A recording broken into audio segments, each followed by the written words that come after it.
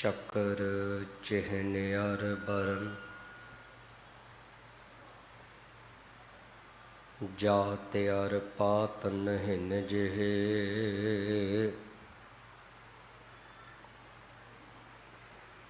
ਰੂਪ ਰੰਗ ਅਰ ਰੇਖ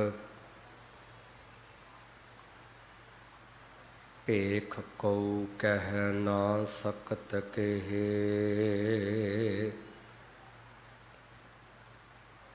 ਅਚਲ ਮੂਰਤ ਅਨਭਉ ਪ੍ਰਕਾਸ ਅਮਿਤੋਜ ਕਹੀਜੈ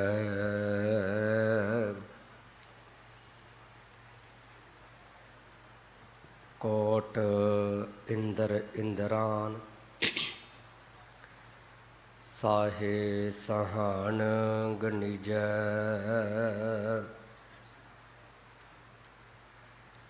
ਤ੍ਰੇ ਭਵਨ ਮਹੀਪ ਸੁਰ ਨਰ ਅਸੁਰ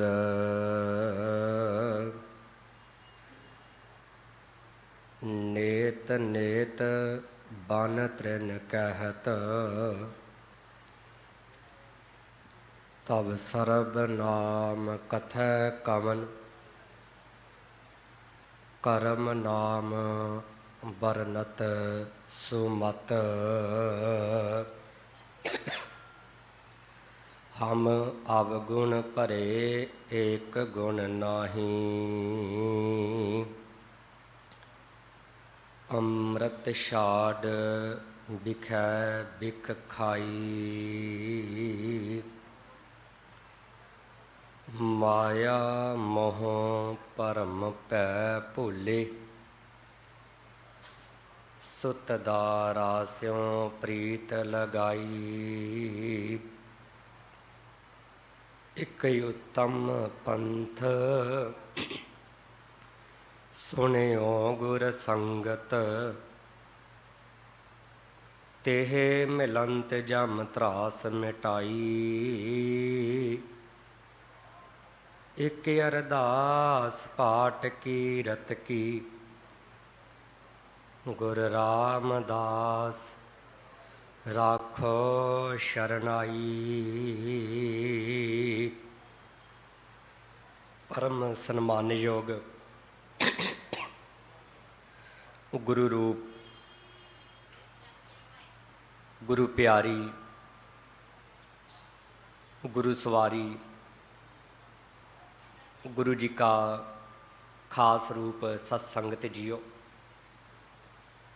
ਬੜੇ ਹੀ ਵਡਭਾਗੀ ਹਾਂ। ਚਵਰ ਛਤਰ ਤਖਤ ਦੇ ਮਾਲਕ, ਲੋਕ ਪਰਲੋਕ ਕੇ ਰਾਖੇ,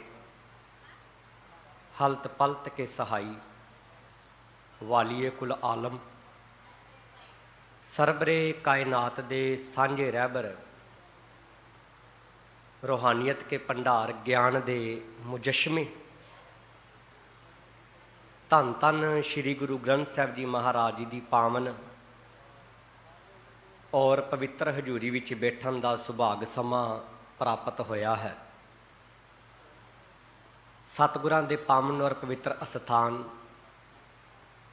ਗੁਰਦੁਆਰਾ ਸੀਸਗੰਜ ਸਾਹਿਬ ਵਿਖੇ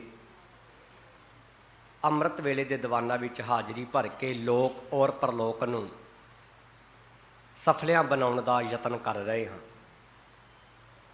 ਗੁਰਮੁਖ ਪਿਆਰਿਆਂ, ਗੁਰਮੁਖ ਸਵਾਰਿਆਂ, ਰਾਗੀ ਸਿੰਘਾਂ ਪਾਸੋਂ ਰਸ ਭਿੰਨੀ ਆਵਾਜ਼ ਦੇ ਵਿੱਚ ਆਪ ਸਰਬਤ ਸੰਗਤਾਂ ਨੇ ਆਸਾ ਕੀ ਵਾਰ ਦੇ ਗੁਰਬਾਣੀ ਕੀਰਤਨ ਸਰਵਣ ਕਰਨੇ ਕੀਤੇ ਹਨ।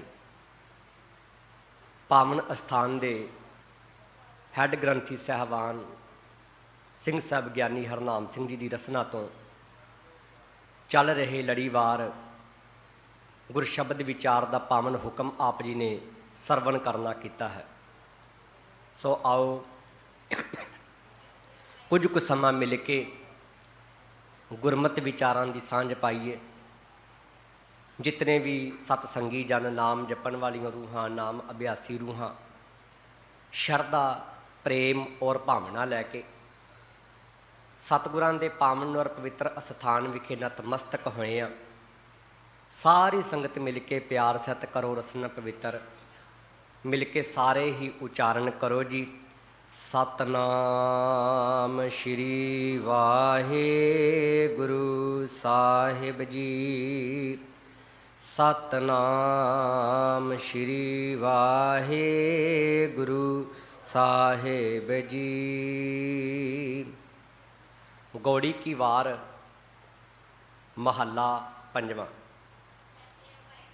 ਗੌੜੀ ਰਾਗ ਦੇ ਵਿੱਚ ਉਚਾਰਨ ਕੀਤੀ ਹੋਈ ਪੰਚਮ ਪਾਤਸ਼ਾਹ ਧੰਨ ਧੰਨ ਸ਼੍ਰੀ ਗੁਰੂ ਅਰਜਨ ਦੇਵ ਜੀ ਮਹਾਰਾਜ ਜੀ ਦੀ ਇਹ ਵਾਰ ਹੈ, ਜੋ ਕਿ ਇਹ ਵਾਰ ਦੀ ਆਰੰਭਤਾ ਦੇ ਵਿੱਚ ਸਤਿਗੁਰੂ ਜੀ ਨੇ ਜ਼ਿਕਰ ਕੀਤਾ, ਰਾਏ ਕਮਾਲ ਦੀ ਮੋਜਦੀ ਕੀ ਵਾਰ ਕੀ ਧੁਨ ਉਪਰ ਗਾਮਣੀ। ਗੁਰੂ ਗ੍ਰੰਥ ਸਾਹਿਬ ਜੀ ਮਹਾਰਾਜ ਦੇ ਵਿੱਚ 9 ਧੁਨੀਆਂ ਦਾ ਜ਼ਿਕਰ ਕੀਤਾ ਗਿਆ ਹੈ। ਕੋਈ ਵੀ ਭਾਸ਼ਾ ਹੈ, ਕੋਈ ਵੀ ਵਾਰ ਹੈ, ਉਹਦੇ ਲਈ ਇੱਕ ਧੁਨੀ ਦਾ ਹੋਣਾ ਬਹੁਤ ਜ਼ਿਆਦਾ ਜ਼ਰੂਰੀ ਹੈ। ਤੇ ਇਹਦੇ ਵਿੱਚ ਜਿਹੜੀ ਰਾਏ ਕਮਾਲ ਦੀ ਤੇ ਮੋਜਦੀ ਕੀ ਵਾਰ ਆਈ ਹੈ, ਉਹਦੇ ਲਈ ਸਾਨੂੰ ਥੋੜ੍ਹਾ ਜਿਹਾ ਇਤਿਹਾਸਿਕ ਪੱਖ ਪਤਾ ਹੋਣਾ ਜ਼ਰੂਰੀ ਹੈ। ਬਾਰ ਦਾ ਚੌਧਰੀ ਸੀ ਕਮਾਲੂਦੀਨ ਤੇ ਉਹਦਾ ਭਰਾ ਸੀ ਸਾਰੰਗ। ਪਰ ਸਮੇਂ ਤੋਂ ਚੱਲਦਾ ਆਇਆ, ਪਰ ਸਾਰੇ ਤੇ ਨਹੀਂ ਆਪਾਂ ਕਹਿ ਸਕਦੇ, ਥੋੜ੍ਹੀ ਗਿਣਤੀ, ਕਿ ਅੱਜ ਕੱਲ੍ਹ ਮਨੁੱਖ ਨੇ ਧਨ ਨੂੰ ਮੁੱਖ ਬਣਾਇਆ ਹੈ, ਰਾਜ ਨੂੰ ਮੁੱਖ ਬਣਾਇਆ ਹੈ। ਤੇ ਇੱਕ ਮਨੁੱਖ ਰਾਜ ਭਾਗ ਲੈਣ ਦੇ ਵਾਸਤੇ, ਧਨ ਪ੍ਰਾਪਤ ਕਰਨ ਵਾਸਤੇ ਉਹ ਇੱਥੇ ਤੱਕ ਡਿੱਗ ਜਾਂਦਾ ਹੈ ਕਿ ਆਪਣੇ ਸਕੇ ਭਰਾ ਨੂੰ ਵੀ ਜ਼ਹਿਰ ਦੇਣ ਵਾਸਤੇ ਤਿਆਰ ਹੋ ਜਾਂਦਾ ਹੈ। ਹੁਣ ਕਮਾਲੂਦੀਨ ਨੇ ਠੀਕ ਐਸੇ ਤਰ੍ਹਾਂ ਹੀ ਕੀਤਾ, ਆਪਣੇ ਭਰਾ ਸਾਰੰਗ ਨੂੰ ਜ਼ਹਿਰ ਦੇ ਕੇ ਤੇ ਮਾਰਤਾ। ਸਾਰੰਗ ਵਿਆਹਿਆ ਹੋਇਆ ਸੀ, ਉਹਦਾ ਇੱਕ ਛੋਟਾ ਜਿਹਾ ਪੁੱਤਰ ਸੀ ਜਿਹਨੂੰ ਮਵਾਜੂਦੀਨ ਕਹਿੰਦੇ ਨੇ। ਜਿਹੜੀ ਸਾਰੰਗ ਦੀ ਪਤਨੀ ਸੀ, ਉਹ ਆਪਣੇ ਪੁੱਤਰ ਮਵਾਜੂਦੀਨ ਨੂੰ ਮੋਜ ਦੀ ਤਲਵੰਡੀ ਲੈ ਗਈ। ਜਦੋਂ ਉਹ ਬੱਚਾ ਵੱਡਾ ਹੋਇਆ ਤੇ ਉਹਨੇ ਆਪਣੇ ਪਿਤਾ ਦੀ ਮੌਤ ਦਾ ਬਦਲਾ ਲੈਣਾ ਚਾਹਿਆ। ਉਹ ਤਲਵੰਡੀਓਂ ਆਪਦੇ ਨਾਲ ਸਿਪਾਹੀਆਂ ਨੂੰ ਲੈ ਕੇ, ਸੈਨਾ ਇਕੱਤਰ ਕਰਕੇ ਕਮਾਲੂਦੀਨ ਦੇ ਨਾਲ ਜੰਗ ਲੜਦਾ ਹੈ। ਤੇ ਫਿਰ ਬਦਲੇ ਵਿੱਚ ਕਮਾਲੂਦੀਨ ਮਾਰਿਆ ਜਾਂਦਾ ਤੇ ਇਹ ਸਾਰਾ ਕੁਝ ਫਿਰ ਪ੍ਰਾਪਤ ਕਰ ਲੈਂਦਾ। ਤੇ ਉਹ ਜਦੋਂ ਜੰਗ ਹੋਈ ਤੇ ਉਸ ਜੰਗ ਦਾ ਜਿਹੜਾ ਦ੍ਰਿਸ਼ ਹੈ, ਢਾਡੀ ਸਿੰਘਾਂ ਨੇ ਉਸੇ ਧੁਨੀ ਦੇ ਉੱਪਰ ਉਹਨਾਂ ਦੀ ਬਹਾਦਰਤਾ ਦੇ ਕਿੱਸੇ ਗਾਉਣੇ ਕੀਤੇ। ਤੇ ਸਾਡੇ ਗੁਰੂ ਸਾਹਿਬਾਨਾਂ ਨੇ ਸਾਨੂੰ ਵਾਰਾਂ ਦਿੱਤੀਆਂ ਹੀ ਇਸੇ ਕਰਕੇ। ਜਿਹੜੇ ਸਾਡੀਆਂ ਗੁਰੂ ਗ੍ਰੰਥ ਸਾਹਿਬ ਜੀ ਮਹਾਰਾਜ ਦੇ ਵਿੱਚ 22 ਵਾਰਾਂ ਨੇ, ਇਹ 22 ਵਾਰਾਂ ਭਗਤੀ ਦੀਆਂ ਪ੍ਰਤੀਕ ਨੇ, ਜਿਨ੍ਹਾਂ ਵਿੱਚ ਭਗਤੀ ਦਾ ਜ਼ਿਕਰ ਕੀਤਾ। ਫਿਰ ਉਸ ਤੋਂ ਇਲਾਵਾ 6ਵੇਂ ਪਾਤਸ਼ਾਹ ਜੀ ਮਹਾਰਾਜ ਨੇ ਵਾਰਾਂ ਦੀ ਪਰੰਪਰਾ ਆਰੰਭ ਕੀਤੀ। ਜਦੋਂ ਜੰਗ ਦੇ ਮੈਦਾਨ ਵਿੱਚ ਸੂਰਮੇ ਜੂਝਦੇ ਸਨ ਤੇ ਵਾਰਾਂ ਦੇ ਰਾਹੀਂ ਉਹਨਾਂ ਵਿੱਚ ਸਪਿਰਿਟ ਭਰਿਆ ਜਾਂਦਾ ਸੀਗਾ, ਤਾਂ ਜੋ ਇਹ ਕਿਤੇ ਜੰਗ ਦਾ ਮੈਦਾਨ ਛੱਡ ਕੇ ਤੇ ਵਾਪਸ ਨਾ ਆ ਜਾਣ। ਉਸੇ ਦੇ ਤਹਿਤ ਹੀ ਦਸ਼ਮੇਸ਼ ਪਿਤਾ ਧੰਨ ਗੁਰੂ ਗੋਬਿੰਦ ਸਿੰਘ ਜੀ ਮਹਾਰਾਜ ਸਾਨੂੰ ਚੰਡੀ ਕੀ ਵਾਰ ਦੇ ਕੇ ਗਏ, ਜਿਹਨੂੰ ਪੜ੍ਹ ਕੇ ਸਾਡੇ ਅੰਦਰ ਵੀਰ ਰਸ ਪੈਦਾ ਹੁੰਦਾ ਹੈ। ਸੋ ਇਸੇ ਤਰ੍ਹਾਂ ਹੀ ਜਿਹੜੀ ਇਹ ਅੱਜ ਦੀ ਵਾਰ ਹੈ, ਜਿੱਥੋਂ ਇਹ ਆਰੰਭਤਾ ਹੁੰਦੀ ਹੈ, ਇਹਦੀ ਜਿਹੜੀ ਧੁਨੀ ਹੈ ਰਾਏ ਕਮਾਲ ਦੀ ਮੋਜਦੀ ਕੀ ਵਾਰ ਕੀ ਧੁਨ ਉਪਰ ਗਾਮਣੀ। ਸਾਹਿਬ ਜੀ ਕਹਿੰਦੇ ਜਦੋਂ ਇਸ ਵਾਰ ਨੂੰ ਗਾਇਨ ਕਰਨਾ ਹੈ ਤੇ ਉਸ ਪੁਰਾਤਨ ਧੁਨੀ ਨੂੰ ਹੀ ਮੁੱਖ ਰੱਖ ਕੇ ਤੇ ਗਾਇਨ ਕਰਨਾ ਹੈ। ਇਸ ਵਿੱਚ 2 ਸ਼ਲੋਕ ਨੇ, ਇੱਕ ਪੌੜੀ ਹੈ। ਤੇ ਇਹ ਜਿਹੜਾ ਪਾਵਨ ਪੌੜੀ ਹੈ ਅੱਜ ਦੀ, ਗੁਰੂ ਗ੍ਰੰਥ ਸਾਹਿਬ ਜੀ ਮਹਾਰਾਜ ਜੀ ਦੇ ਮੁਬਾਰਕ ਅੰਗ 318 ਦੇ ਉੱਪਰ ਸੁਭਾਏਮਾਨ ਹੈ। ਇਸ ਵਾਰ ਦੀ ਆਰੰਭਤਾ ਦੇ ਵਿੱਚ ਸਾਹਿਬ ਜੀ ਨੇ ਸੰਖੇਪ ਰੂਪ ਦੇ ਵਿੱਚ ਮੂਲ ਮੰਤਰ ਦਾ ਉਚਾਰਨ ਕੀਤਾ ਹੈ। ਇੱਕ ਓੰਕਾਰ ਸਤਿਗੁਰ ਪ੍ਰਸਾਦ। ਪਹਿਲੇ ਤੇ ਇੱਕ ਦੀ ਗੱਲ ਆ ਗਈ। ਜਦੋਂ ਵੀ ਸੰਸਾਰ ਭਰ ਦੇ ਵਿੱਚ ਇੱਕ ਦੀ ਗੱਲ ਆਏਗੀ ਤੇ ਸਾਡਾ ਧਿਆਨ ਇੱਕ ਅਕਾਲ ਪੁਰਖ ਦੇ ਵੱਲੇ ਜਾਏਗਾ। ਕਿਉਂਕਿ ਕੋਈ ਵੀ ਚੀਜ਼ ਹੈ, ਕਿਸੇ ਵੀ ਚੀਜ਼ ਦੀ ਪੈਦਾਇਸ਼ ਹੈ, ਉਹ ਇੱਕ ਤੋਂ ਹੀ ਹੋਈ ਹੈ। ਇੱਕ ਨਾ ਬਚਨ ਆਉਂਦਾ ਚੌਪਈ ਸਾਹਿਬ ਦੇ ਅੰਦਰ, ਜਦੋਂ ਆਪਾਂ ਪੜ੍ਹਦੇ ਹਾਂ ਨਾ, ਕਾਲ ਪਾਏ ਬ੍ਰਹਮਾ ਬਪਤਰਾ, ਕਾਲ ਪਾਏ ਸ਼ਿਵਜੂ ਅਵਤਰਾ, ਕਾਲ ਪਾਏ ਕਰ ਬਿਸਨ ਪ੍ਰਕਾਸ਼ਾ, ਸਕਲ ਕਾਲ ਕਾ ਕੀ ਤਮਾਸ਼ਾ। ਕਿ ਜਿੰਨਾ ਕੁਝ ਵੀ ਸੰਸਾਰ ਭਰ ਦੇ ਵਿੱਚ ਹੈ, ਸਾਰਾ ਕਾਲ ਦੇ ਨਾਲ ਸੰਬੰਧਿਤ ਹੈ। ਕਿ ਇਹ ਸੰਸਾਰ ਵਿੱਚ ਕੋਈ ਵੀ ਚੀਜ਼ ਆਈ ਹੈ, ਕਹਿਣ ਤੋਂ ਮੁਰਾਦ ਨਾਸ਼ਵਾਨ ਹੋਣ ਲਈ ਆਈ ਹੈ। ਇੱਥੇ ਜੋ ਵੀ ਬਣਿਆ ਕੋਈ ਸਥਿਰ ਨਹੀਂ ਹੈ। ਹਰ ਇੱਕ ਚੀਜ਼ ਨੇ ਇੱਕ ਸਮਾਂ ਪਾ ਕੇ ਖਤਮ ਹੋ ਜਾਣਾ ਹੈ, ਉਹਦਾ ਵਜੂਦ ਮੁੱਕ ਜਾਣਾ ਹੈ। ਪਰ ਜਦੋਂ ਅਸੀਂ ਮੂਲ ਮੰਤਰ ਪੜ੍ਹਦੇ ਹਾਂ ਤੇ ਬਚਨ ਆਉਂਦਾ ਅਕਾਲ ਮੂਰਤ, ਉਹ ਪਰਮਾਤਮਾ ਜਿਹੜਾ ਸਮੇਂ ਦੇ ਪ੍ਰਭਾਵ ਤੋਂ ਪਰੇ ਹੈ ਤੇ ਜਿੰਦੀ ਹਸਤੀ ਹੈ ਉਹ ਸਦਾ ਅਟਲ ਰਹਿਣ ਵਾਲੀ ਹੈ, ਕਿ ਉਹ ਪਰਮਾਤਮਾ ਦਾ ਕਦੇ ਨਾਸ਼ ਨਹੀਂ ਹੁੰਦਾ।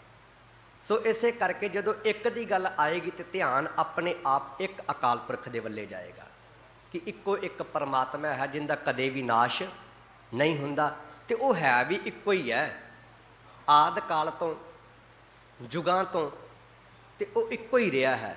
ਆਦਿ ਸੱਚ, ਯੁਗਾਦ ਸੱਚ, ਹੈ ਵੀ ਸੱਚ, ਨਾਨਕ ਹੋਸੀ ਵੀ ਸੱਚ। ਉਹ ਹਮੇਸ਼ਾ ਵਾਸਤੇ ਇੱਕੋ ਹੀ ਰਿਹਾ। ਸੋ ਇਸੇ ਕਰਕੇ ਇੱਕ ਸਭ ਤੋਂ ਪਹਿਲੇ ਗੱਲ ਹੀ ਇੱਕ ਕਰ ਦਿੱਤੀ ਹੈ। ਗੁਰੂ ਨਾਨਕ ਪਾਤਸ਼ਾਹ ਜੀ ਨੇ ਇੱਕੋ ਹੀ ਬਚਨ ਕਹਿ ਦਿੱਤਾ ਕਿ ਪਰਮਾਤਮਾ ਇੱਕ ਹੀ ਹੈ। ਹਾਂ, ਮਜ਼ਹਬ ਵੱਖੋ ਵੱਖਰੇ ਹੋ ਸਕਦੇ ਨੇ, ਕੋਈ ਹਿੰਦੂ ਮਜ਼ਹਬ ਨੂੰ ਪੂਜ ਸਕਦਾ ਹੈ, ਕੋਈ ਮੁਸਲਮਾਨ ਹੋ ਸਕਦਾ, ਕੋਈ ਈਸਾਈ ਹੋ ਸਕਦਾ, ਕੋਈ ਪਾਰਸੀ ਹੋ ਸਕਦਾ, ਕੋਈ ਬੋਧੀ ਹੋ ਸਕਦਾ, ਕੋਈ ਜੈਨੀ ਹੋ ਸਕਦਾ। ਇਹ ਤੇ ਕੋਈ ਸਾਡਾ ਰੌਲਾ ਹੀ ਨਹੀਂ ਹੈ। ਕੋਈ ਜਿਹਨੂੰ ਮਰਜ਼ੀ ਮੰਨੇ, ਅਗਲੇ ਦੀ ਇੱਛਾ ਹੈ, ਉਹਦੇ ਨਾਲ ਸਾਡਾ ਕੋਈ ਰੌਲਾ ਨਹੀਂ ਰਹਿ ਜਾਂਦਾ। ਸਾਨੂੰ ਤੇ ਇੱਕ ਅਕਾਲ ਪੁਰਖ ਦੇ ਨਾਲ ਜੋੜਿਆ ਕਿ ਉਹ ਪਰਮਾਤਮਾ ਸਾਹਿਬ ਮੇਰਾ ਇੱਕੋ ਹੈ, ਇੱਕੋ ਹੈ ਭਾਈ, ਇੱਕੋ ਹੈ, ਕਿ ਮੇਰਾ ਸਾਹਿਬ ਇੱਕੋ ਹੀ ਹੈ ਤੇ ਉਹ ਇੱਕ ਹੀ ਰਹੇਗਾ। ਸਾਨੂੰ ਉਸ ਇੱਕ ਦੇ ਨਾਲ ਜੋੜ ਦਿੱਤਾ। ਤੇ ਫਿਰ ਇਕੱਲਾ ਇੱਕ ਹੀ ਨਹੀਂ, ਜਿੱਥੇ ਉਹ ਪਰਮਾਤਮਾ ਇੱਕ ਹੈ, ਉਹ ਜਰਰੇ ਜਰਰੇ ਕਣ ਕਣ ਦੇ ਵਿੱਚ ਸੁਭਾਏਮਾਨ ਵੀ ਹੈ। ਕਿਉਂਕਿ ਹੋ ਸਕਦਾ ਨਾ ਕਿ ਕਿਤੇ ਵਿਸ਼ੇਸ਼ ਕੋਈ ਆਸਣ ਲਾ ਕੇ ਬੈਠਾ ਹੋਵੇ, ਕਿਸੇ ਵਿਸ਼ੇਸ਼ ਥਾਂ ਤੇ ਟਿਕਿਆ ਹੋਵੇ। ਨਹੀਂ, ਪਰਮਾਤਮਾ ਕਿਸੇ ਵਿਸ਼ੇਸ਼ ਥਾਂ ਤੇ ਨਹੀਂ ਟਿਕਿਆ, ਬਲਕਿ ਉਹ ਤੇ ਕਣ ਕਣ ਦੇ ਵਿੱਚ ਸੁਭਾਏਮਾਨ ਹੈ।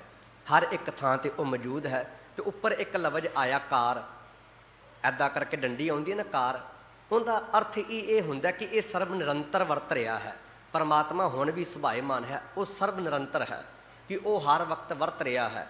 ਜਿੱਥੇ ਉਹਨੇ ਸ੍ਰਿਸ਼ਟੀ ਸਾਜੀ ਹੈ, ਉੱਥੇ ਉਹ ਸ੍ਰਿਸ਼ਟੀ ਦੇ ਵਿੱਚ ਸੁਭਾਏਮਾਨ ਵੀ ਹੈ।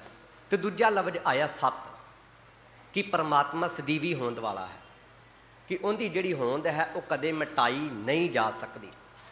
4 ਯੁੱਗ ਚੱਲ ਰਹੇ ਨੇ, ਚੌਥਾ ਯੁੱਗ ਚੱਲ ਰਿਹਾ ਹੈ।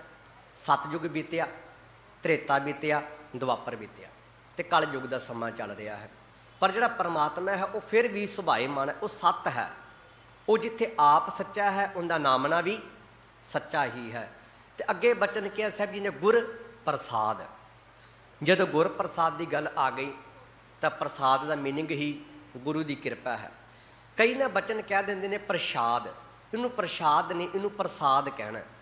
ਪ੍ਰਸ਼ਾਦ ਦਾ ਅਰਥ ਖਾਣ ਵਾਲਾ, ਪ੍ਰਸਾਦ ਦਾ ਮੀਨਿੰਗ ਕਿਰਪਾ, ਗੁਰੂ ਦੀ ਕਿਰਪਾ। ਜੇ ਅਸੀਂ ਪਰਮਾਤਮਾ ਨੂੰ ਪਾਉਣਾ ਚਾਹੁੰਦੇ ਹਾਂ ਤੇ ਪਰਮਾਤਮਾ ਨੂੰ ਪਾਉਣ ਦਾ ਰਸਤਾ ਇੱਕੋ ਹੀ ਹੈ, ਕੇਵਲ ਔਰ ਕੇਵਲ ਗੁਰੂ ਦੀ ਕਿਰਪਾ। ਗੁਰੂ ਦੀ ਕਿਰਪਾ ਤੋਂ ਬਿਨਾਂ, ਗੁਰੂ ਦੀ ਰਹਿਮਤ ਤੋਂ ਬਿਨਾਂ, ਗੁਰੂ ਦੇ ਤਰਸ ਤੋਂ ਬਿਨਾਂ ਉਹ ਪਰਮਾਤਮਾ ਹਰਗਿਜ਼ ਨਹੀਂ ਪਾਇਆ ਜਾਂਦਾ। ਕਿਉਂਕਿ ਇੱਕ ਗੁਰੂ ਹੈ ਜਿਹੜਾ ਸਾਨੂੰ ਸੋਝੀ ਦਿੰਦਾ ਹੈ। ਆਪ ਸਾਰੀਆਂ ਸੰਗਤਾਂ ਸੁਖਮਨੀ ਸਾਹਿਬ ਦਾ ਪਾਠ ਪੜ੍ਹਦੇ ਹੋ ਤੇ ਹਰ ਵਾਰੀ ਆਪਾਂ 23ਵੇਂ ਸ਼ਲੋਕ ਦੇ ਵਿੱਚ ਪੜ੍ਹਦੇ ਹਾਂ ਨਾ, ਗਿਆਨ ਅੰਜਨ ਗੁਰ ਦੀਆ, ਅਗਿਆਨ ਅੰਧੇਰ ਹਰ ਕਿਰਪਾ ਤੇ ਸੰਤ ਭੇਟਿਆ, ਨਾਨਕ ਗੱਜ ਕੇ ਆਖੋ ਸਤਨਾਮ ਸ਼੍ਰੀ। ਕਿ ਇੱਕ ਗੁਰੂ ਹੈ ਜਿਹੜਾ ਗਿਆਨ ਦਾ ਸੂਰਮਾ ਦਿੰਦਾ ਹੈ। ਜਦੋਂ ਗੁਰੂ ਗਿਆਨ ਦਾ ਸੂਰਮਾ ਦੇ ਦਿੰਦਾ ਹੈ ਨਾ, ਅਗਿਆਨ ਅੰਧੇਰ ਵਿਨਾਸ਼, ਤੇ ਜੀਵਨ ਵਿੱਚੋਂ ਅਗਿਆਨਤਾ ਦੂਰ ਹੋ ਜਾਂਦੀ। ਤੇ ਜਦੋਂ ਜੀਵਨ ਵਿੱਚੋਂ ਅਗਿਆਨਤਾ ਦੂਰ ਹੋ ਜਾਂਦੀ ਹੈ, ਹਰ ਕਿਰਪਾ ਤੇ ਸੰਤ ਭੇਟਿਆ, ਨਾਨਕ ਮਨ ਪ੍ਰਗਾਸ। ਜਿਸ ਵੇਲੇ ਫਿਰ ਉਸ ਪਰਮਾਤਮਾ ਦੀ ਕਿਰਪਾ ਸਦਕਾ ਉਸ ਪਰਮਾਤਮਾ ਨੂੰ ਯਾਦ ਕੀਤਾ ਜਾਂਦਾ ਹੈ ਤੇ ਫਿਰ ਅੰਦਰ ਰੋਸ਼ਨੀ ਆ ਜਾਂਦੀ ਹੈ, ਅੰਦਰ ਪ੍ਰਕਾਸ਼ ਹੋ ਜਾਂਦਾ ਹੈ, ਅੰਦਰ ਗਿਆਨ ਦਾ ਦੀਵਾ ਬਲ ਜਾਂਦਾ ਹੈ। ਤੇ ਗੁਰੂ ਸਾਨੂੰ ਉਹ ਗਿਆਨ ਦਾ ਦੀਵਾ ਬਖਸ਼ਦਾ ਹੈ। ਗੁਰੂ ਸਾਡੇ ਅੰਦਰੋਂ ਜਨਮ ਜਨਮਾਂਤਰਾਂ ਦੀ ਮੈਲ ਨੂੰ ਬਾਹਰ ਕੱਢਦਾ ਹੈ। ਸੋ ਇਸੇ ਕਰਕੇ ਜੇ ਪਰਮਾਤਮਾ ਨੂੰ ਪਾਉਣਾ ਚਾਹੁੰਦੇ ਹਾਂ ਤੇ ਪਰਮਾਤਮਾ ਨੂੰ ਪਾਉਣ ਦਾ ਤਰੀਕਾ ਕੀ ਹੈ? ਗੁਰ ਪ੍ਰਸਾਦ। ਕਿ ਗੁਰੂ ਤੋਂ ਬਿਨਾਂ, ਗੁਰੂ ਦੀ ਕਿਰਪਾ ਤੋਂ ਬਿਨਾਂ ਹੋਰ ਕੋਈ ਢੰਗ ਰਹਿ ਹੀ ਨਹੀਂ ਜਾਂਦਾ ਜਿਹਦੇ ਨਾਲ ਅਸੀਂ ਪਰਮਾਤਮਾ ਨੂੰ ਪਾ ਸਕੀਏ। ਸ਼ਲੋਕ ਮਹੱਲਾ ਪੰਜਵਾਂ। ਸ਼ਲੋਕ ਜਿਹੜਾ ਹੈ ਇਹ ਪੰਚਮ ਪਾਤਸ਼ਾਹ ਧੰਨ ਧੰਨ ਸ਼੍ਰੀ ਗੁਰੂ ਅਰਜਨ ਦੇਵ ਜੀ ਮਹਾਰਾਜ ਜੀ ਦਾ ਉਚਾਰਨ ਕੀਤਾ ਹੋਇਆ ਹੈ।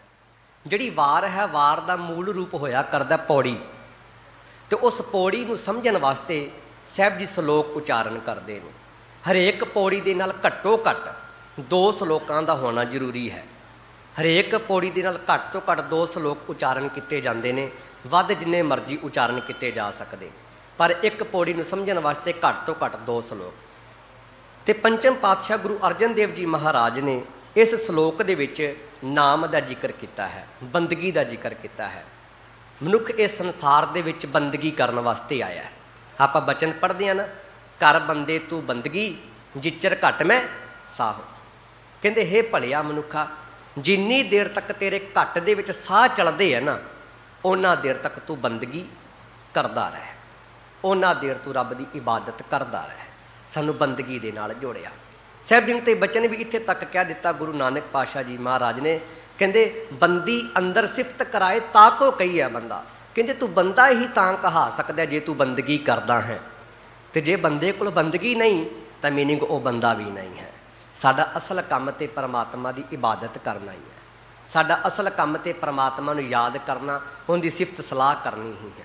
ਸੋ ਸਾਨੂੰ ਉਸ ਪਰਮਾਤਮਾ ਦੀ ਸਿਫਤ ਸਲਾਹ ਦੇ ਨਾਲ ਜੋੜਿਆ, ਨਾਮ ਦੇ ਨਾਲ ਜੋੜਿਆ। ਸਾਹਿਬ ਜੀ ਕਹਿੰਦੇ ਹਰ ਹਰ ਨਾਮ ਜੋ ਜਨ ਜਪੈ ਸੋ ਆਇਆ ਪ੍ਰਵਾਨ। ਹੁਣ ਆਂਦੇ ਤੇ ਬਹੁਤ ਨੇ ਸੰਸਾਰ ਦੇ ਵਿੱਚ, ਕਈ ਆਉਂਦੇ ਨੇ, ਪਰ ਆਇਆ ਉਹਦਾ ਹੀ ਸਫਲ ਹੈ ਜਿਹੜਾ ਪਰਮਾਤਮਾ ਦੀ ਬੰਦਗੀ ਕਰੇ। ਇੱਕ ਐਗਜ਼ਾਮਪਲ ਸਾਂਝੀ ਕਰਦਾ। ਇੱਕ ਮਹਾਤਮਾ ਸੀ, ਮਹਾਤਮਾ ਦੇ 3 ਚੇਲੇ ਸਨ, ਤੇ ਉਹ ਜਾਣ ਲੱਗਿਆ ਤੇ ਜਾਂਦਿਆਂ ਜਾਂਦਿਆਂ 3 ਚੇਲਿਆਂ ਨੂੰ ਇੱਕ ਇੱਕ ਕਣਕ ਦਾ ਦਾਣਾ ਦੇ ਗਿਆ। ਸ਼ਾਇਦ ਆਪ ਜੀ ਨੇ ਪਹਿਲਾਂ ਵੀ ਇਹ ਉਦਾਹਰਨ ਸੁਣੀ ਹੋ। ਇੱਕ ਇੱਕ ਕਣਕ ਦਾ ਦਾਣਾ ਦੇ ਗਿਆ, ਤੇ ਉਹ ਕਹਿੰਦਾ ਜਦੋਂ ਮੈਂ ਵਾਪਸ ਆਵਾਂਗਾ ਤੇ ਉਦੋਂ ਮੈਂ ਤੁਹਾਡੇ ਕੋਲੋਂ ਇਹ ਕਣਕ ਦਾ ਦਾਣਾ ਵਾਪਸ ਲੈ ਲਵਾਂਗਾ। ਕਹਿੰਦੇ ਚਲੋ ਠੀਕ ਹੈ। ਹੁਣ ਪਹਿਲੇ ਨੇ ਸੋਚਿਆ ਇਹ ਕਣਕ ਦਾ ਇੱਕ ਨਿੱਕਾ ਜਿਹਾ ਦਾਣਾ ਮੈਂ ਕਿਵੇਂ ਸੰਭਾਲ ਕੇ ਰੱਖਾਂਗਾ, ਉਹ ਚਬਾ ਗਿਆ। ਦੂਜੇ ਨੇ ਕੀ ਕੀਤਾ, ਇੱਕ ਡੱਬੀ ਲਈ ਤੇ ਉਹਦੇ ਵਿੱਚ ਕਣਕ ਦਾ ਦਾਣਾ ਬੰਦ ਕਰ ਦਿੱਤਾ। ਤੇ ਤੀਸਰੇ ਮਨੁੱਖ ਨੇ ਕੀ ਕੀਤਾ, ਉਸੇ ਕਣਕ ਦੇ ਦਾਣੇ ਨੂੰ ਧਰਤੀ ਦੇ ਵਿੱਚ ਬੀਜ ਦਿੱਤਾ, ਉਹਦੀ ਸੰਭਾਲ ਕੀਤੀ। ਉਹ ਦਿਨ ਚੌਗਣੀ ਕਰਦਾ ਕਰਦਾ ਕਰਦਾ ਕਰਦਾ ਕਰਦਾ ਉਹ 1 ਤੋਂ 100, 100 ਤੋਂ 1000, 1000 ਤੋਂ ਲੱਖਾਂ ਦਾਣੇ ਹੋ ਗਏ। ਹੁਣ ਜਿਸ ਵੇਲੇ ਮਹਾਤਮਾ ਵਾਪਸ ਆਇਆ, ਪਹਿਲੇ ਨੂੰ ਕਹਿੰਦਾ ਮੇਰਾ ਕਣਕ ਦਾ ਦਾਣਾ ਕਿੱਥੇ ਹੈ? ਤੇ ਪਹਿਲਾਂ ਆਖਣ ਲੱਗਿਆ ਮਹਾਤਮਾ ਜੀ, ਮੈਂ ਕਿਹਾ ਪਤਾ ਨਹੀਂ ਕਿਵੇਂ ਸਾਂਭਾਂਗਾ, ਤਾਂ ਕਰਕੇ ਮੈਂ ਤੇ ਉਸ ਦਾਣੇ ਨੂੰ ਖਾ ਗਿਆ। ਦੂਜੇ ਨੂੰ ਕਹਿੰਦੇ ਤੂੰ ਦੱਸ ਮੇਰਾ ਕਣਕ ਦਾ ਦਾਣਾ ਕਿੱਥੇ ਹੈ? ਉਹ ਕਹਿੰਦਾ ਮੈਂ ਹੁਣੇ ਲੈ ਕੇ ਆਇਆ। ਉਹ ਡੱਬੀ ਚੱਕੀ, ਜਦੋਂ ਉਹਨੇ ਦੇਖਿਆ ਤੇ ਉਹ ਅੱਧਾ ਹੀ ਰਹਿ ਗਿਆ, ਅੱਧਾ ਖਤਮ ਹੋ ਗਿਆ। ਕਿਉਂ? ਕਿਉਂਕਿ ਆਪਣੇ ਆਪ ਜੀਵ ਪੈਦਾ ਹੋ ਜਾਂਦੇ ਨੇ, ਕੀੜੇ ਪੈਦਾ ਹੋ ਜਾਂਦੇ ਨੇ, ਸੁਸਰੀ ਪੈਦਾ ਹੋ ਜਾਂਦੀ ਹੈ, ਉਹ ਅੱਧੇ ਦਾਣੇ ਨੂੰ ਖਾ ਗਈ, ਇਹ ਤਾਂ ਅੱਧਾ ਹੀ ਰਹਿ ਗਿਆ। ਤੇ ਤੀਜੇ ਨੂੰ ਕਹਿੰਦੇ ਮੇਰਾ ਕਣਕ ਦਾ ਦਾਣਾ ਕਿੱਥੇ ਹੈ? ਤੀਜਾ ਕਹਿੰਦਾ ਮੈਂ ਕਿਹੜਾ ਕਣਕ ਦਾ ਦਾਣਾ ਦਿਆਂ? ਕਹਿੰਦਾ ਕੀ ਮਤਲਬ? ਕਹਿੰਦਾ ਇੱਕ ਹੋਵੇ ਤੇ ਤਾਂ ਹੀ ਹੈ, ਮੇਰੇ ਕੋਲ ਤੇ ਲੱਖਾਂ ਨੇ, ਤੁਹਾਡਾ ਕਿਹੜਾ, ਤੁਸੀਂ ਆਪੇ ਹੀ ਵੇਖ ਲਵੋ। ਹੁਣ ਉਹ ਦਿਖਾਇਆ ਤੇ ਕਹਿੰਦੇ ਇਹ ਲੱਖਾਂ। ਕਹਿਣ ਤੋਂ ਮੁਰਾਦ ਕੀ ਹੈ? ਬਚਨ ਆਉਂਦਾ ਨਾ ਭਗਤ ਕਬੀਰ ਸਾਹਿਬ ਜੀ ਦਾ, ਧਰਮ ਰਾਏ ਜਬ ਲੇਖਾ ਮੰਗੈ ਕਿਆ ਮੁਖ ਲੈ ਕੇ ਸਿਮਰਨ ਭਜਨ ਦਿਆ ਨਹੀਂ ਕੀਨੀ। ਬੋਲਿਆ ਕਰੋ, ਸਿਮਰਨ ਭਜਨ ਦਿਆ ਨਹੀਂ ਤੋ ਮੁਖ ਚੋਟਾ ਖਾਏਗਾ। ਕਹਿੰਦੇ ਜਦੋਂ ਉਸ ਕਰਤੇ ਦੀ ਕਚਹਿਰੀ ਵਿੱਚ ਵੀ ਤੂੰ ਪੇਸ਼ ਹੋਏਗਾ ਨਾ, ਤੇ ਉਦੋਂ ਤੇਰੇ ਕੋਲ ਜਦੋਂ ਲੇਖਾ ਮੰਗਿਆ ਜਾਏਗਾ, ਉਦੋਂ ਕਿਹੜਾ ਮੁਖ ਲੈ ਕੇ ਜਾਏਗਾ, ਕਿਹੜਾ ਮੂੰਹ ਲੈ ਕੇ ਜਾਏਗਾ ਤੂੰ? ਬਸ ਪਰਮਾਤਮਾ ਨੇ ਸਾਨੂੰ ਇਹ ਜੀਵਨ ਵਿੱਚ ਨਾ ਗਿਣਤੀ ਦੇ ਸਾਹ ਦਿੱਤੇ ਨੇ। ਮੈਂ ਅਕਸਰ ਇਹ ਬੇਨਤੀ ਕਰਦਾ ਹੁੰਦਾ, ਹਰ ਇੱਕ ਚੀਜ਼ ਦੀ ਨਾ ਇੱਕ ਐਕਸਪਾਇਰ ਡੇਟ ਹੈ। ਕੋਈ ਵੀ ਚੀਜ਼ ਬਣਦੀ ਉਹਦੇ ਪਿੱਛੇ ਲਿਖ ਦਿੱਤਾ ਜਾਂਦਾ ਹੈ, ਬ੍ਰੈਡ ਨੇ ਤਾਂ ਇਹ 1-2 ਦਿਨ ਵਾਸਤੇ ਨੇ, ਦੁੱਧ ਹੈ ਤੇ ਇਹ 1-2 ਦਿਨਾਂ ਵਾਸਤੇ ਹੈ। ਕੋਈ ਘਰ ਬਣਾਇਆ ਤੇ ਉਹਦੀ 100 ਸਾਲ 200 ਸਾਲ ਅਸੀਂ ਮਿਆਦ ਗਿਣ ਲੈਂਦੇ ਹਾਂ, ਪਰ ਬੰਦੇ ਦੀ ਤਾਂ ਕੋਈ ਐਕਸਪਾਇਰ ਡੇਟ ਵੀ ਨਹੀਂ ਹੈ। ਇਹਦੇ ਜੰਮਣ ਦੀ ਤਰੀਕ ਜ਼ਰੂਰ ਦਰਜ ਹੈ, ਪਰ ਮਰਨ ਦੀ ਤਰੀਕ ਉਹ ਨਹੀਂ ਹੈ। ਕਿਉਂਕਿ ਸਾਹਿਬ ਜੀ ਨੇ ਕਿਹਾ ਨਾ, ਕਹਿੰਦੇ ਹਮ ਆਦਮੀ ਹਾਂ ਇੱਕ ਦਮੀ, ਅਸੀਂ ਇੱਕ ਦਮ ਦੇ ਤੇ ਆਦਮੀ ਹਾਂ। ਸਾਡਾ ਕੀ ਇੱਥੇ ਵਜੂਦ ਹੈ? ਤੇ ਜਦੋਂ ਉਸ ਪਰਮਾਤਮਾ ਦੇ ਦਰ ਤੇ ਲੇਖਾ ਕੀਤਾ ਜਾਏਗਾ ਤੇ ਰੱਬ ਜੀ ਵੀ ਤੇ ਫਿਰ ਪੁੱਛਣਗੇ ਨਾ, ਤੈਨੂੰ ਭਲਿਆ ਮੈਂ ਸਵਾਸ ਦੇ ਕੇ ਭੇਜਿਆ, ਤੇ ਹੁਣ ਤੂੰ ਦੱਸ ਸਵਾਸ ਕਿੱਥੇ ਨੇ? ਕਿੱਥੇ ਨੇ ਸਵਾਸ? ਕਈਆਂ ਨੇ ਖਾਣ ਵਿੱਚ ਹੰਢਾ ਲਿਆ, ਕਈਆਂ ਨੇ ਸੌਣ ਵਿੱਚ ਜੀਵਨ ਹੰਢਾ ਲਿਆ, ਕਈਆਂ ਨੇ ਬਸ ਐਦਾਂ ਹੀ ਹੱਸਦਿਆਂ ਖੇਡਦਿਆਂ ਜੀਵਨ ਬਤੀਤ ਕਰ ਲਿਆ। ਤਾਂ ਹੀ ਤੇ ਸਾਹਿਬ ਜੀ ਨੇ ਬਚਨ ਵੀ ਇਹ ਕਰ ਦਿੱਤਾ ਨਾ, ਸਾਹਿਬ ਜੀ ਕਹਿੰਦੇ ਖਾਣਾ ਪੀਣਾ ਹੱਸਣਾ ਸੋਹਣਾ ਵਿਸਰ ਗਿਆ ਹੈ ਮਰਨਾ। ਤਾਂ ਹੀ ਤੇ ਮਨੁੱਖ ਨੂੰ ਮਰਨਾ ਭੁੱਲ ਗਿਆ ਨਾ, ਕਿਉਂਕਿ ਉਹਨੂੰ ਖਾਣਾ ਯਾਦ ਹੈ, ਉਹਨੂੰ ਪੀਣਾ ਯਾਦ ਹੈ, ਉਹਨੂੰ ਸੋਹਣਾ ਯਾਦ ਹੈ, ਹੱਸਣਾ ਯਾਦ ਹੈ। ਪਰ ਰੱਬ ਦੀ ਇਬਾਦਤ ਉਹ ਤੇ ਤਾਂ ਹੀ ਯਾਦ ਆਏਗੀ ਜੇ ਮਰਨਾ ਚੇਤੇ ਆਏਗਾ, ਮਰਨਾ ਹੀ ਚੇਤੇ ਨਹੀਂ। ਇੱਕ ਫਰਮਾਨ ਹੋਰ ਕਹਿੰਦਾ ਜਾਵਾਂ। ਸਾਹਿਬ ਜੀ ਕਹਿੰਦੇ ਰੈਣ ਗਵਾਈ ਸੋਏ ਕਿਆ ਦਿਵਸ ਗਵਾਇਆ ਖਾਏ, ਹੀਰੇ ਜੈਸਾ ਜਨਮ ਹੈ ਕੋਡੀ ਬਦਲੇ ਜਾਏ। ਅੱਜ ਵੀ ਤੁਸੀਂ ਮਾਰਕੀਟ ਵਿੱਚੋਂ ਕੋਡੀ ਲੈਣ ਚਲੇ ਜਾਵੋ ਨਾ, 10 ਰੁਪਏ ਦੀਆਂ ਉਹ 8-9 ਦੇ ਦਿੰਦੇ ਨੇ। ਜੇ ਅੱਜ ਵੀ ਕੋਡੀਆਂ ਲੈਣੀਆਂ ਹੋਣ, ਨਿੱਕੀਆਂ ਨਿੱਕੀਆਂ ਕੋਡੀਆਂ ਤੁਸੀਂ ਵੇਖੀਆਂ ਹੋਣਗੀਆਂ, ਸੰਖ ਦੇ ਵਰਗੀਆਂ ਬਣੀਆਂ ਹੁੰਦੀਆਂ, ਜਿਵੇਂ ਸੰਖ ਹੁੰਦਾ। ਸਾਹਿਬ ਜੀ ਕਹਿੰਦੇ ਅੱਜ ਵੀ ਤੇਰਾ ਜੀਵਨ ਕਹਿੰਦੇ ਇੰਨਾ ਅਮੋਲਕ ਹੀਰੇ ਵਰਗਾ, ਪਰ ਤੂੰ ਕਹਿੰਦੇ ਨਿੱਕੇ ਨਿੱਕੇ ਪੱਥਰਾਂ ਦੇ ਬਦਲੇ, ਕੋਡੀਆਂ ਦੇ ਬਦਲੇ ਕਹਿੰਦੇ ਜੀਵਨ ਗਵਾ ਕੇ ਬਹਿ ਗਿਆ। ਕਿਵੇਂ ਗੁੰਮ ਗਿਆ ਇਹ ਜੀਵਨ, ਕਿਵੇਂ ਖਤਮ ਹੋ ਗਿਆ? ਕਿਉਂਕਿ ਰੈਣ ਗਵਾਈ ਸੋਏ ਕੈ, ਦਿਵਸ ਗਵਾਇਆ ਖਾਏ। ਰਾਤ ਸੋ ਕੇ ਕਹਿੰਦੇ ਗਵਾ ਲਈ ਹੈ, ਦਿਨ ਕਹਿੰਦੇ ਖਾਂਦਿਆਂ ਗਵਾ ਲਿਆ ਹੈ, ਤੇ ਜੀਵਨ ਵਿਅਰਥ ਹੋ ਗਿਆ ਨਾ। ਤੇ ਸਾਹਿਬ ਜੀ ਨੇ ਇੱਥੇ ਸਾਨੂੰ ਇਬਾਦਤ ਕਰਨ ਵਾਸਤੇ ਭੇਜਿਆ। ਸਾਡਾ ਮੂਲ ਕੰਮ ਕੀ ਹੈ? ਇਬਾਦਤ ਕਰਨਾ, ਰੱਬ ਦੀ ਬੰਦਗੀ ਕਰਨੀ। ਸਾਹਿਬ ਜੀ ਕਹਿੰਦੇ ਹਰ ਹਰ ਨਾਮ ਜੋ ਜਨ ਜਪੈ। ਜਿਹੜਾ ਮਨੁੱਖ ਪਰਮਾਤਮਾ ਦਾ ਨਾਮ ਜਪਦਾ ਹੈ, ਪਰਮਾਤਮਾ ਦੀ ਸਿਫਤ ਸਲਾਹ ਕਰਦਾ ਹੈ, ਸੋ ਆਇਆ ਪ੍ਰਵਾਨ। ਕਹਿੰਦੇ ਉਹਦਾ ਹੀ ਇਸ ਸੰਸਾਰ ਵਿੱਚ ਆਉਣਾ ਪ੍ਰਵਾਨ ਗਿਣਿਆ ਜਾਂਦਾ ਹੈ। ਉਹਨੂੰ ਹੀ ਅਸੀਂ ਕਹਿ ਸਕਦੇ ਹਾਂ ਇਹ ਸਫਲ ਹੈ। ਬੜੇ ਥੋੜ੍ਹੇ ਨੇ ਹੈਨ ਵਿਰਲੇ ਨਾਹੇ ਘਣੇ ਫੈਲ ਪਕੜ ਸੰਸਾਰ। ਬੜੇ ਥੋੜ੍ਹੇ ਨੇ ਜਿਨ੍ਹਾਂ ਨੂੰ ਅਸੀਂ ਸੰਤ ਮਹਾਂਪੁਰਸ਼ ਮਹਾਤਮਾ ਕਹਿ ਕੇ ਪੁਕਾਰਦੇ ਹਾਂ। ਮਤ ਜਾਣਨਾ ਕਿ ਸੰਤ ਕੋਈ ਪਹਿਰਾਵਾ ਹੈ, ਮਤ ਜਾਣਨਾ ਸੰਤ ਕੋਈ ਡੇਰਾ ਹੈ। ਸੰਤ ਕੀ ਹੈ? ਉਹਨਾਂ ਦੀ ਬੰਦਗੀ ਹੈ। ਸੰਤ ਉਹਨਾਂ ਦਾ ਜੀਵਨ ਹੈ। ਉਹਨਾਂ ਦੇ ਜੀਵਨ ਕਰਕੇ ਜਿਹੜੇ ਰੱਬੀ ਇਬਾਦਤ ਕਰਦੇ ਹਨ, ਰੱਬ ਦੀ ਪ੍ਰੇਮਾ ਭਗਤੀ ਦੇ ਨਾਲ ਜੁੜਦੇ ਹਨ, ਉਹ ਹੀ ਅਸਲ ਵਿੱਚ ਸੰਸਾਰ ਵਿੱਚ ਆਏ ਪ੍ਰਵਾਨ ਹਨ। ਉਹਨਾਂ ਦਾ ਹੀ ਸੰਸਾਰ ਵਿੱਚ ਆਇਆ ਸਫਲਿਆ ਗਿਣਿਆ ਜਾਂਦਾ ਹੈ। ਤਿਸ ਜਨ ਕਹਿ ਬਲਿਹਾਰਨ ਜਿਨ ਭੱਜਿਆ ਪ੍ਰਭ ਨਿਰਵਾਨ। ਤੇ ਸਾਹਿਬ ਜੀ ਕਹਿਣ ਲੱਗੇ, ਕਹਿੰਦੇ ਮੈਂ ਐਸੇ ਜਨ ਤੋਂ ਕੁਰਬਾਨ ਜਾਂਦਾ ਹਾਂ, ਸਦਕੇ ਜਾਂਦਾ ਐਸੇ ਮਨੁੱਖ ਤੋਂ। ਕਿਹੜੇ ਮਨੁੱਖ ਤੋਂ ਮੈਂ ਸਦਕੇ ਜਾਂਦਾ ਹਾਂ? ਜਿਹੜੇ ਮਨੁੱਖ ਨੇ ਵਾਸ਼ਨਾ ਰਹਿਤ ਆਪਣਾ ਜੀਵਨ ਬਣਾ ਲਿਆ, ਜਿਹਨੇ ਵਾਸ਼ਨਾ ਤੋਂ ਰਹਿਤ ਹੋ ਕੇ, ਨਿਰਵਾਣ ਦਾ ਅਰਥ ਹੁੰਦਾ ਵਿਆਪਕ ਪ੍ਰਭੂ ਨੂੰ ਚੇਤੇ ਕਰਨਾ। ਵਾਸ਼ਨਾ ਤੋਂ ਰਹਿਤ ਹੋ ਕੇ ਤੇ ਪ੍ਰਭੂ ਨੂੰ ਚੇਤੇ ਕਰਨਾ। ਮੈਂ ਉਹਨਾਂ ਮਨੁੱਖਾਂ ਤੋਂ ਕੁਰਬਾਨ ਜਾਂਦਾ, ਸਦਕੇ ਜਾਂਦਾ, ਜਿਹੜੇ ਕਿਸੇ ਵਾਸ਼ਨਾ ਨੂੰ ਮੁੱਖ ਰੱਖਦੇ ਹੀ ਨਹੀਂ। ਉਹ ਕੇਵਲ ਔਰ ਕੇਵਲ ਨਿਰਸਵਾਰਥ ਹੋ ਕੇ ਪਰਮਾਤਮਾ ਨੂੰ ਯਾਦ ਕਰਦੇ ਨੇ। ਨਹੀਂ ਤੇ ਸਾਡੇ ਅੰਦਰ ਤੇ ਕਈ ਤਰ੍ਹਾਂ ਦੀਆਂ ਡਿਮਾਂਡਾਂ ਨੇ। ਚਲੋ ਇੱਥੇ ਇਹ ਵੀ ਕੋਈ ਕਥਨੀ ਨਹੀਂ। ਅਸੀਂ ਇੱਕ ਪਰਮਾਤਮਾ ਨੂੰ ਛੱਡ ਕੇ ਹੋਰ ਮੰਗਣਾ ਵੀ ਕਹਿੰਦੇ ਕੋਲੋਂ ਹੈ। ਮੰਗਣਾ ਤੇ ਅਸੀਂ ਪਰਮਾਤਮਾ ਦੇ ਕੋਲੋਂ ਹੀ ਹੈ ਨਾ, ਪਰ ਕਿਉਂ ਨਾ ਆਪਾਂ ਪਰਮਾਤਮਾ ਕੋਲੋਂ ਪਰਮਾਤਮਾ ਨੂੰ ਹੀ ਮੰਗ ਲਈਏ? ਉਹ ਜ਼ਿਆਦਾ ਵਧੀਆ ਨਹੀਂ ਹੈ? ਆਪਾਂ ਪਰਮਾਤਮਾ ਕੋਲੋਂ ਪਰਮਾਤਮਾ ਨੂੰ ਮੰਗੀਏ, ਅਸੀਂ ਪਰਮਾਤਮਾ ਕੋਲੋਂ ਪਰਮਾਤਮਾ ਦੀ ਇਬਾਦਤ ਮੰਗੀਏ। ਜਦੋਂ ਅਸੀਂ ਵਾਸ਼ਨਾ ਤੋਂ ਰਹਿਤ ਹੋ ਕੇ ਪਰਮਾਤਮਾ ਕੋਲੋਂ ਪਰਮਾਤਮਾ ਨੂੰ ਮੰਗ ਲਵਾਂਗੇ, ਪਰਮਾਤਮਾ ਦੇ ਕੋਲੋਂ ਜਦੋਂ ਅਸੀਂ ਪਰਮਾਤਮਾ ਦੀ ਬੰਦਗੀ ਮੰਗ ਲਵਾਂਗੇ, ਪਰਮਾਤਮਾ ਕੋਲੋਂ ਪਰਮਾਤਮਾ ਦਾ ਨਾਮ ਮੰਗ ਲਵਾਂਗੇ, ਤੇ ਯਕੀਨਨ ਇਹ ਸੱਚ ਜਾਣਿਓ ਉਦੋਂ ਕੁਝ ਮੰਗਣਾ ਹੀ ਨਹੀਂ ਪੈਣਾ।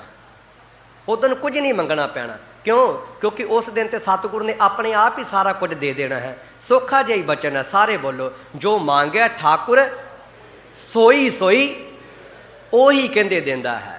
ਫਿਰ ਕੁਝ ਮੰਗਣ ਦੀ ਲੋੜ ਹੀ ਨਹੀਂ ਰਹਿ ਜਾਂਦੀ ਸਾਨੂੰ, ਕਿਉਂਕਿ ਉਹ ਸਾਰੀਆਂ ਡਿਮਾਂਡਾਂ ਮਾਲਕ ਆਪ ਪੂਰੀਆਂ ਕਰ ਦਿੰਦਾ। ਇਸੇ ਕਰਕੇ ਜਦੋਂ ਵੀ ਮੰਗਣਾ ਹੈ ਨਾ, ਮੰਗਣਾ ਮੰਗਣ ਨੀਕਾ ਹਰ ਜਸ ਗੁਰ ਤੇ ਮੰਗਣਾ। ਜਦੋਂ ਮੰਗੀਏ ਗੁਰੂ ਕੋਲੋਂ ਗੁਰੂ ਦਾ ਜਸ ਮੰਗੀਏ। ਜਦੋਂ ਮੰਗੀਏ ਇਹੀ ਕਹੀਏ ਸੇਵਕ ਕੀ ਅਰਦਾਸ ਪਿਆਰੇ, ਜਪ ਜੀਵਾਂ ਪ੍ਰਭ ਚਰਨ ਤੁਮਾਰੇ। ਹੇ ਮੇਰੇ ਸਤਿਗੁਰਾ, ਮੈਂ ਤੇਰਾ ਜਨ ਹਾਂ, ਮੈਂ ਤੇਰੇ ਅੱਗੇ ਅਰਦਾਸ ਕਰਦਾ। ਤੇ ਮੇਰੀ ਅਰਦਾਸ ਕੀ ਹੈ? ਮੈਂ ਤੇਰੀ ਇਬਾਦਤ ਕਰਾਂ, ਤੇਰੀ ਬੰਦਗੀ ਕਰਾਂ, ਤੇ ਤੇਰਾ ਨਾਮ ਜਪ ਜਪ ਕੇ, ਤੇਰੀ ਇਬਾਦਤ ਕਰ ਕਰਕੇ ਮੈਂ ਤੇਰਾ ਹੀ ਰੂਪ ਬਣ ਜਾਵਾਂ। ਬੋਲੋ ਸਤਨਾਮ ਸ਼੍ਰੀ।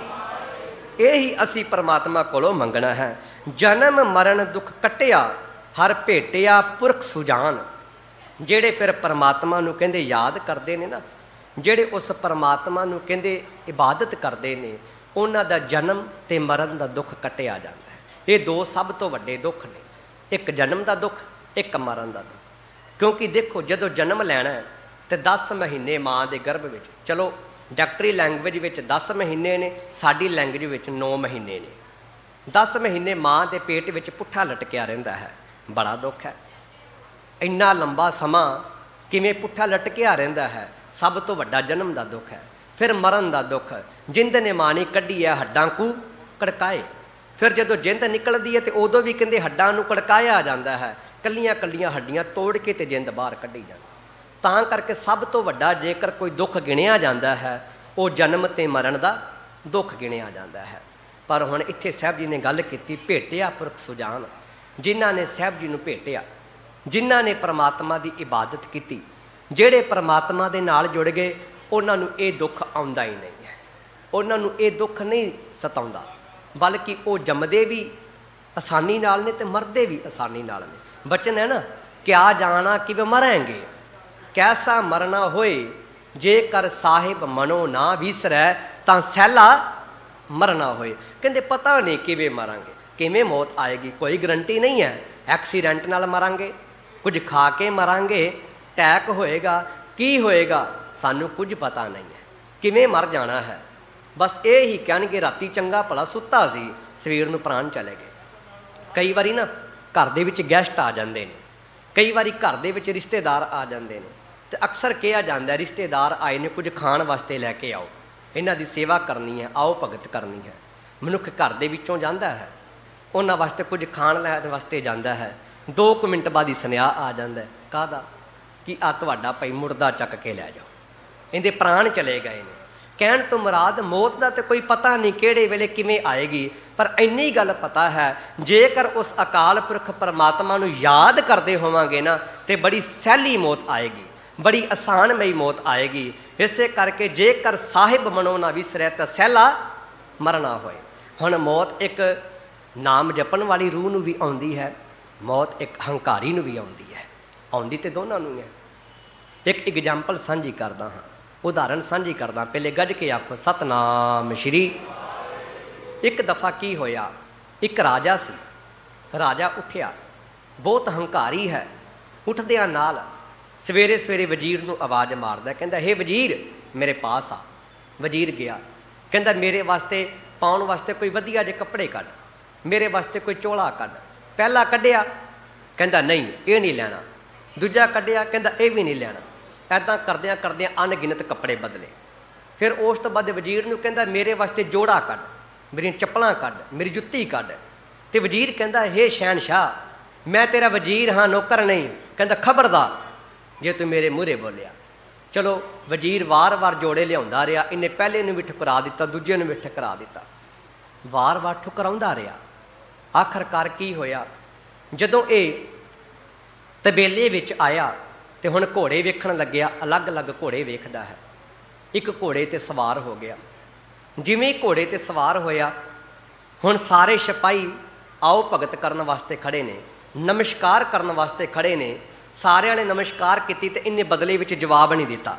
ਕਾਰਨ ਇਹਦੇ ਅੰਦਰ ਦਾ ਹੰਕਾਰ ਬੋਲਿਆ, ਤੇ ਅੰਦਰ ਦਾ ਹੰਕਾਰ ਕਹਿੰਦਾ ਕਿ ਇਹਨਾਂ ਦਾ ਕੰਮ ਹੈ ਮੈਨੂੰ ਨਮਸਕਾਰ ਕਰਨੀ, ਅੱਗੋਂ ਜਵਾਬ ਦੇਣਾ ਜਾਂ ਨਾ ਦੇਣਾ ਮੇਰੀ ਮਰਜ਼ੀ ਹੈ। ਕਿਉਂ? ਕਿਉਂਕਿ ਮੈਂ ਰਾਜਾ ਹਾਂ। ਬੜੇ ਹੰਕਾਰ ਵਿੱਚ ਕਹਿੰਦਾ ਮੈਂ ਰਾਜਾ ਹਾਂ। ਹੁਣ ਪੂਰੇ ਹੰਕਾਰ ਦੇ ਵਿੱਚ ਬੋਲਦਾ ਹੈ ਤੇ ਜਾ ਰਿਹਾ ਹੈ ਸ਼ਿਕਾਰ ਖੇਡਣ ਵਾਸਤੇ। ਸਿਪਾਹੀ ਨਾਲ ਨੇ। ਹੁਣ ਜਦੋਂ ਅੱਗੇ ਗਿਆ ਤੇ ਕੀ ਵੇਖਿਆ, ਇੱਕ ਮੰਜੇ ਦੇ ਉੱਪਰ, ਇੱਕ ਚਾਰਪਾਈ ਦੇ ਉੱਪਰ ਫਟੇ ਪੁਰਾਣੇ ਕੱਪੜੇ ਪਾਏ ਹੋਏ ਇੱਕ ਫਕੀਰ ਬੈਠਾ ਹੈ। ਫਕੀਰ ਨੂੰ ਦੇਖਿਆ ਤੇ ਰਾਜਾ ਕਹਿੰਦਾ ਹੇ ਫਕੀਰ ਤੈਨੂੰ ਪਤਾ ਨਹੀਂ ਚੱਲਦਾ ਮੈਂ ਰਾਜਾ ਹਾਂ, ਮੈਨੂੰ ਨਮਸਕਾਰ ਕਰ। ਫਕੀਰ ਕੁਝ ਨਾ ਬੋਲਿਆ। ਰਾਜਾ ਫਿਰ ਗੁੱਸੇ ਵਿੱਚ ਬੋਲਿਆ, ਕਹਿੰਦਾ ਹੇ ਫਕੀਰ ਤੈਨੂੰ ਪਤਾ ਨਹੀਂ ਚੱਲਦਾ ਮੈਂ ਰਾਜਾ ਹਾਂ, ਮੈਨੂੰ ਨਮਸਕਾਰ ਕਰ। ਫਕੀਰ ਫਿਰ ਵੀ ਕੁਝ ਨਾ ਬੋਲਿਆ। ਜਦੋਂ ਨਾ ਬੋਲਿਆ ਤੇ ਕਹਿੰਦਾ ਖੜਾ ਹੋ ਕੇ ਮੇਰੇ ਪਾਸ ਆ। ਫਕੀਰ ਖੜਾ ਹੋਇਆ ਤੇ ਰਾਜੇ ਦੇ ਕੋਲ ਚਲਾ ਗਿਆ। ਰਾਜੇ ਦੇ ਕੋਲ ਗਿਆ, ਕਹਿੰਦਾ ਹਾਂ ਦੱਸ ਕੀ ਕਹਿਣਾ ਚਾਹੁੰਦਾ। ਕਹਿੰਦਾ ਮੈਂ ਰਾਜਾ ਹਾਂ, ਤੂੰ ਮੈਨੂੰ ਨਮਸਕਾਰ ਕਿਉਂ ਨਹੀਂ ਕੀਤੀ। ਕਹਿੰਦਾ ਪਰ ਮੈਂ ਤੈਨੂੰ ਕੁਝ ਕਹਿਣਾ ਚਾਹੁੰਦਾ। ਕਹਿੰਦਾ ਦੱਸ ਕੀ ਕਹਿਣਾ। ਕਹਿੰਦਾ ਐਦਾਂ ਨਹੀਂ ਕਹਿਣਾ, ਕੰਨ ਥੱਲੇ ਕਰ ਫਿਰ ਦੱਸਦਾ ਹਾਂ। ਕਹਿੰਦਾ ਨਹੀਂ। ਕਹਿੰਦਾ ਤੂੰ ਕੰਨ ਥੱਲੇ ਕਰ। ਜਿਵੇਂ ਕੰਨ ਥੱਲੇ ਕੀਤਾ, ਕਹਿੰਦਾ ਬੋਲ ਕੀ ਕਹਿਣਾ ਚਾਹੁੰਦਾ। ਕਹਿੰਦਾ ਮੈਂ ਕਹਿਣਾ ਚਾਹੁੰਦਾ ਕਿ ਮੈਂ ਤੇਰੀ ਮੌਤ ਹਾਂ। ਜਿਹੜੇ ਰਾਜੇ ਦੇ ਅੰਦਰ ਹੰਕਾਰ ਸੀ, ਜਿਹੜਾ ਹੜ-ਹੜਾ ਕੇ ਹੱਸ ਰਿਹਾ ਸੀ, ਉੱਚੀ ਉੱਚੀ ਖਿੜਖੜਾ ਰਿਹਾ ਸੀਗਾ, ਕੰਬਣ ਲੱਗਿਆ। ਤੂੰ ਮੇਰੀ ਮੌਤ ਕਿੱਦਾਂ ਹੋ ਸਕਦਾ। ਕਹਿੰਦਾ ਮੈਂ ਤੇਰੀ ਮਲਕਤ ਮੌਤ ਹਾਂ। ਡਰ ਗਿਆ, ਕੰਬਣ ਲੱਗਿਆ। ਸਿਪਾਹੀ ਵੀ ਵੇਖ ਰਹੇ ਨੇ ਇਹ ਰਾਜਾ ਕਿਹਦੇ ਨਾਲ ਉੱਚੀ ਉੱਚੀ ਗੱਲਾਂ ਕਰ ਰਿਹਾ, ਸਾਨੂੰ ਤੇ ਕੋਈ ਵਿਖਾਈ ਨਹੀਂ ਦੇ ਰਿਹਾ। ਕਹਿੰਦਾ ਮੈਂ ਤੇਰੀ ਮਲਕਤ ਮੌਤ ਹਾਂ। ਕਹਿਣ ਲੱਗਿਆ ਮੈਨੂੰ ਬਖਸ਼ ਦੇ, ਮੈਨੂੰ ਮਾਫ ਕਰ ਦੇ, ਹਜੇ ਤੇ ਮੈਂ ਰਾਜ ਭਾਗ ਸਾਂਭਣਾ ਹੈ, ਹਜੇ ਤੇ ਮੇਰੇ ਰਾਜ ਸੰਘਾਸਨ ਨੂੰ ਸਾਂਭਣ ਵਾਲਾ ਵੀ ਕੋਈ ਯੋਗ ਨਹੀਂ ਹੈ, ਮੈਨੂੰ ਬਖਸ਼ ਦੇ, ਮੈਨੂੰ ਕੁਝ ਸਮਾਂ ਹੋਰ ਦੇ ਦੇ। ਮਲਕਤ ਮੌਤ ਕਹਿੰਦੀ ਨਹੀਂ। ਬਸ ਇੰਨਾ ਕਿਹਾ ਨਹੀਂ, ਘੋੜੇ ਤੋਂ ਡਿੱਗਿਆ, ਨਾਲ ਦੀ ਨਾਲ ਹੀ ਮਰ ਗਿਆ। ਸਾਹਿਬ ਜੀ ਨੇ ਬਚਨ ਕੀਤਾ। ਸਾਹਿਬ ਜੀ ਕਹਿੰਦੇ ਮਲਕਤ ਮੌਤ ਜਾਂ ਆਵਸੀ ਸਭ ਦਰਵਾਜ਼ੇ ਭੰਨ, ਦੇਖੋ ਬੰਦਾ ਚੱਲਿਆ ਚੋ ਜਣਿਆਂ ਦੇ ਕੰਨ। ਹੁਣ ਇੱਕ ਮਲਕਤ ਮੌਤ ਰਾਜੇ ਨੇ ਵੀ ਆਉਂਦੀ ਹੈ, ਮਲਕਤ ਮੌਤ ਨਾਮ ਜਪਣ ਵਾਲੇ ਨੇ ਵੀ ਆਉਂਦੀ ਹੈ। ਇੱਕ ਰੱਬ ਦਾ ਪਿਆਰਾ ਬਾਣੀ ਪੜ੍ਹ ਕੇ ਸਵੇਰੇ ਸਵੇਰੇ ਵਾਪਸ ਜਾ ਰਿਹਾ ਹੈ। ਰਸਤੇ ਵਿੱਚ ਮਲਕਤ ਮੌਤ ਨੇ ਆ ਕੇ ਘੇਰਾ ਪਾ ਲਿਆ। ਕਹਿੰਦੇ ਮੈਂ ਮਲਕਤ ਮੌਤ ਹਾਂ, ਚੱਲ ਮੈਂ ਤੈਨੂੰ ਲੈਣ ਵਾਸਤੇ ਆਈ ਹਾਂ। ਰੱਬ ਦਾ ਪਿਆਰਾ ਕਹਿੰਦਾ ਚੱਲ ਚੱਲੀਏ। ਇਹ ਕਹਿੰਦੀ ਨਹੀਂ, ਤੂੰ ਐਦਾਂ ਕਰ, ਜਾ ਕੇ ਘਰ ਚਲਾ ਜਾ, ਸੁਨੇਹਾ ਦੇ ਦੇ, ਆਪਣੇ ਬੱਚਿਆਂ ਨੂੰ ਮਿਲ ਲੈ, ਰਿਸ਼ਤੇਦਾਰਾਂ ਨੂੰ ਮਿਲ ਲੈ। ਪਰ ਰੱਬ ਦਾ ਪਿਆਰਾ ਕਹਿੰਦਾ ਨਹੀਂ, ਕਹਿੰਦਾ ਮੈਂ ਤੇਰੇ ਨਾਲ ਜਾਣ ਵਾਸਤੇ ਤਿਆਰ ਹਾਂ, ਕਿਉਂਕਿ ਮੈਂ ਤੇ ਇਸ ਦਿਨ ਦੀ ਉਡੀਕ ਕਰ ਰਿਹਾ ਸੀ ਕਿ ਕਦੋਂ ਉਹ ਮੇਰੇ ਉੱਪਰ ਸਮਾਂ ਆਏਗਾ।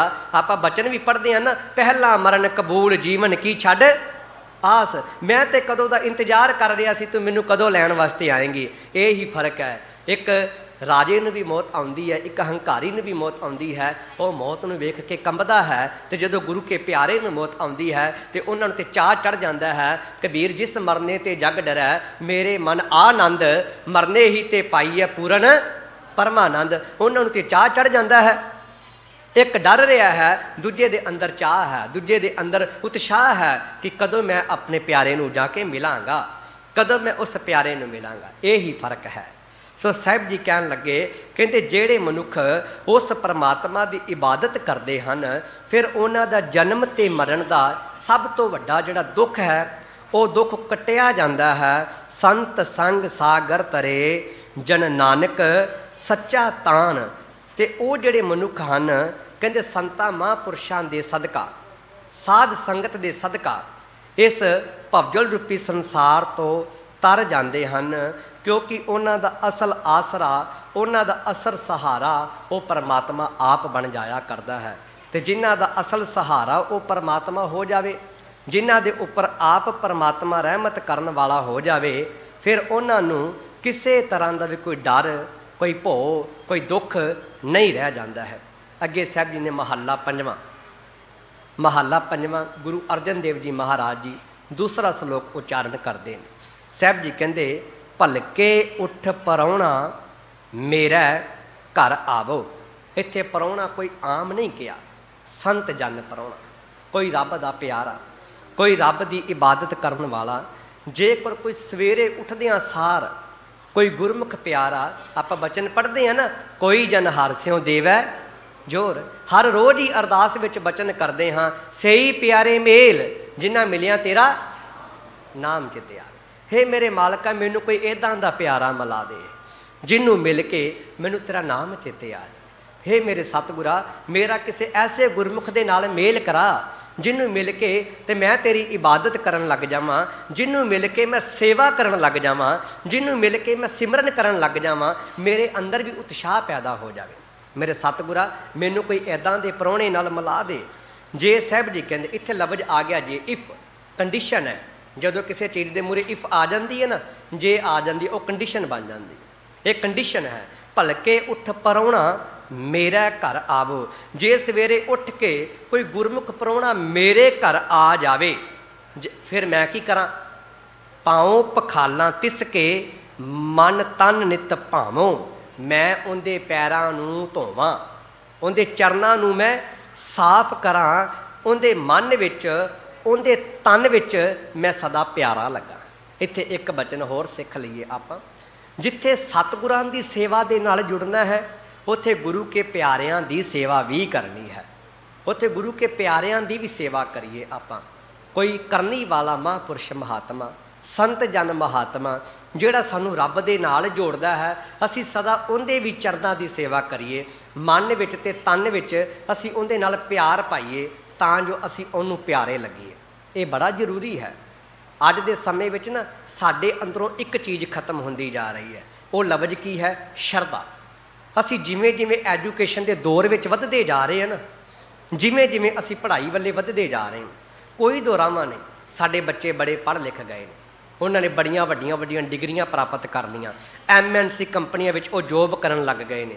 ਪਰ ਬਦਕਿਸਮਤੀ ਸਾਡੀ ਇਸੇ ਗੱਲ ਵਿੱਚ ਹੈ ਕਿ ਸਾਡੇ ਅੰਦਰੋਂ ਜਿਹੜੀ ਸ਼ਰਧਾ ਭਾਵਨਾ ਹੈ, ਵਿਸ਼ਵਾਸ ਹੈ, ਉਹ ਦਿਨ ਪ੍ਰਤੀ ਦਿਨ ਮੁੱਕਦਾ ਜਾ ਰਿਹਾ ਹੈ। ਉਹ ਨਾ ਅਸੀਂ ਖਤਮ ਕਰੀਏ। ਮੈਂ ਇੱਥੇ ਫਿਰ ਬਚਨ ਕਰਦਾ ਜਾਵਾਂ, ਮੈਂ ਅਕਸਰ ਇਹ ਬਚਨ ਕਰਦਾ ਹਾਂ, ਦੋ ਤਰ੍ਹਾਂ ਦਾ ਗੁਰੂ ਹੋਇਆ ਕਰਦਾ ਹੈ। ਇੱਕ ਵਿਅਕਤੀਤਵ ਗੁਰੂ ਅਤੇ ਦੂਜੇ ਗੁਰੂ ਕੌਣ ਨੇ? ਧੰਨ ਧੰਨ ਸਾਹਿਬ ਸ਼੍ਰੀ ਗੁਰੂ ਗ੍ਰੰਥ ਸਾਹਿਬ ਜੀ ਮਹਾਰਾਜ ਜੀ।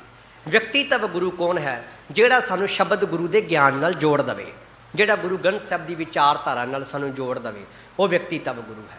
ਹਾਂ, ਉਹ ਸਾਡੇ ਲਈ ਸਤਿਕਾਰਯੋਗ ਹੈ, ਰਿਸਪੈਕਟੇਬਲ ਹੈ, ਪਰ ਉਹ ਰੱਬ ਨਹੀਂ ਹੈ। ਇੱਕ ਜਿਵੇਂ ਟੀਚਰ ਹੈ ਨਾ, ਬੱਚੇ ਨੇ ਕਰਨਾ ਕੀ ਹੈ, ਡਿਗਰੀ ਪ੍ਰਾਪਤ ਕਰਨੀ ਹੈ, ਪਰ ਉਹ ਡਿਗਰੀ ਲੈਣੀ ਕਿਵੇਂ ਹੈ, ਉਹਦੀ ਜਾਚਨਾ ਉਹਨੂੰ ਇੱਕ ਟੀਚਰ ਹੀ ਦੇ ਸਕਦਾ ਹੈ। ਟੀਚਰ ਹੀ ਉਹਨੂੰ ਪੜ੍ਹਾਉਂਦਾ ਸਕੂਲ ਦੇ ਵਿੱਚ, ਉਹ ਉਹਨੂੰ ਦੱਸਦਾ ਬੱਚੇ ਇਹ ਸਬਜੈਕਟ ਨੂੰ ਤੂੰ ਐਦਾਂ ਕਰਕੇ ਆਸਾਨੀ ਨਾਲ ਪਾਸ ਕਰ ਸਕਦਾ ਹੈ।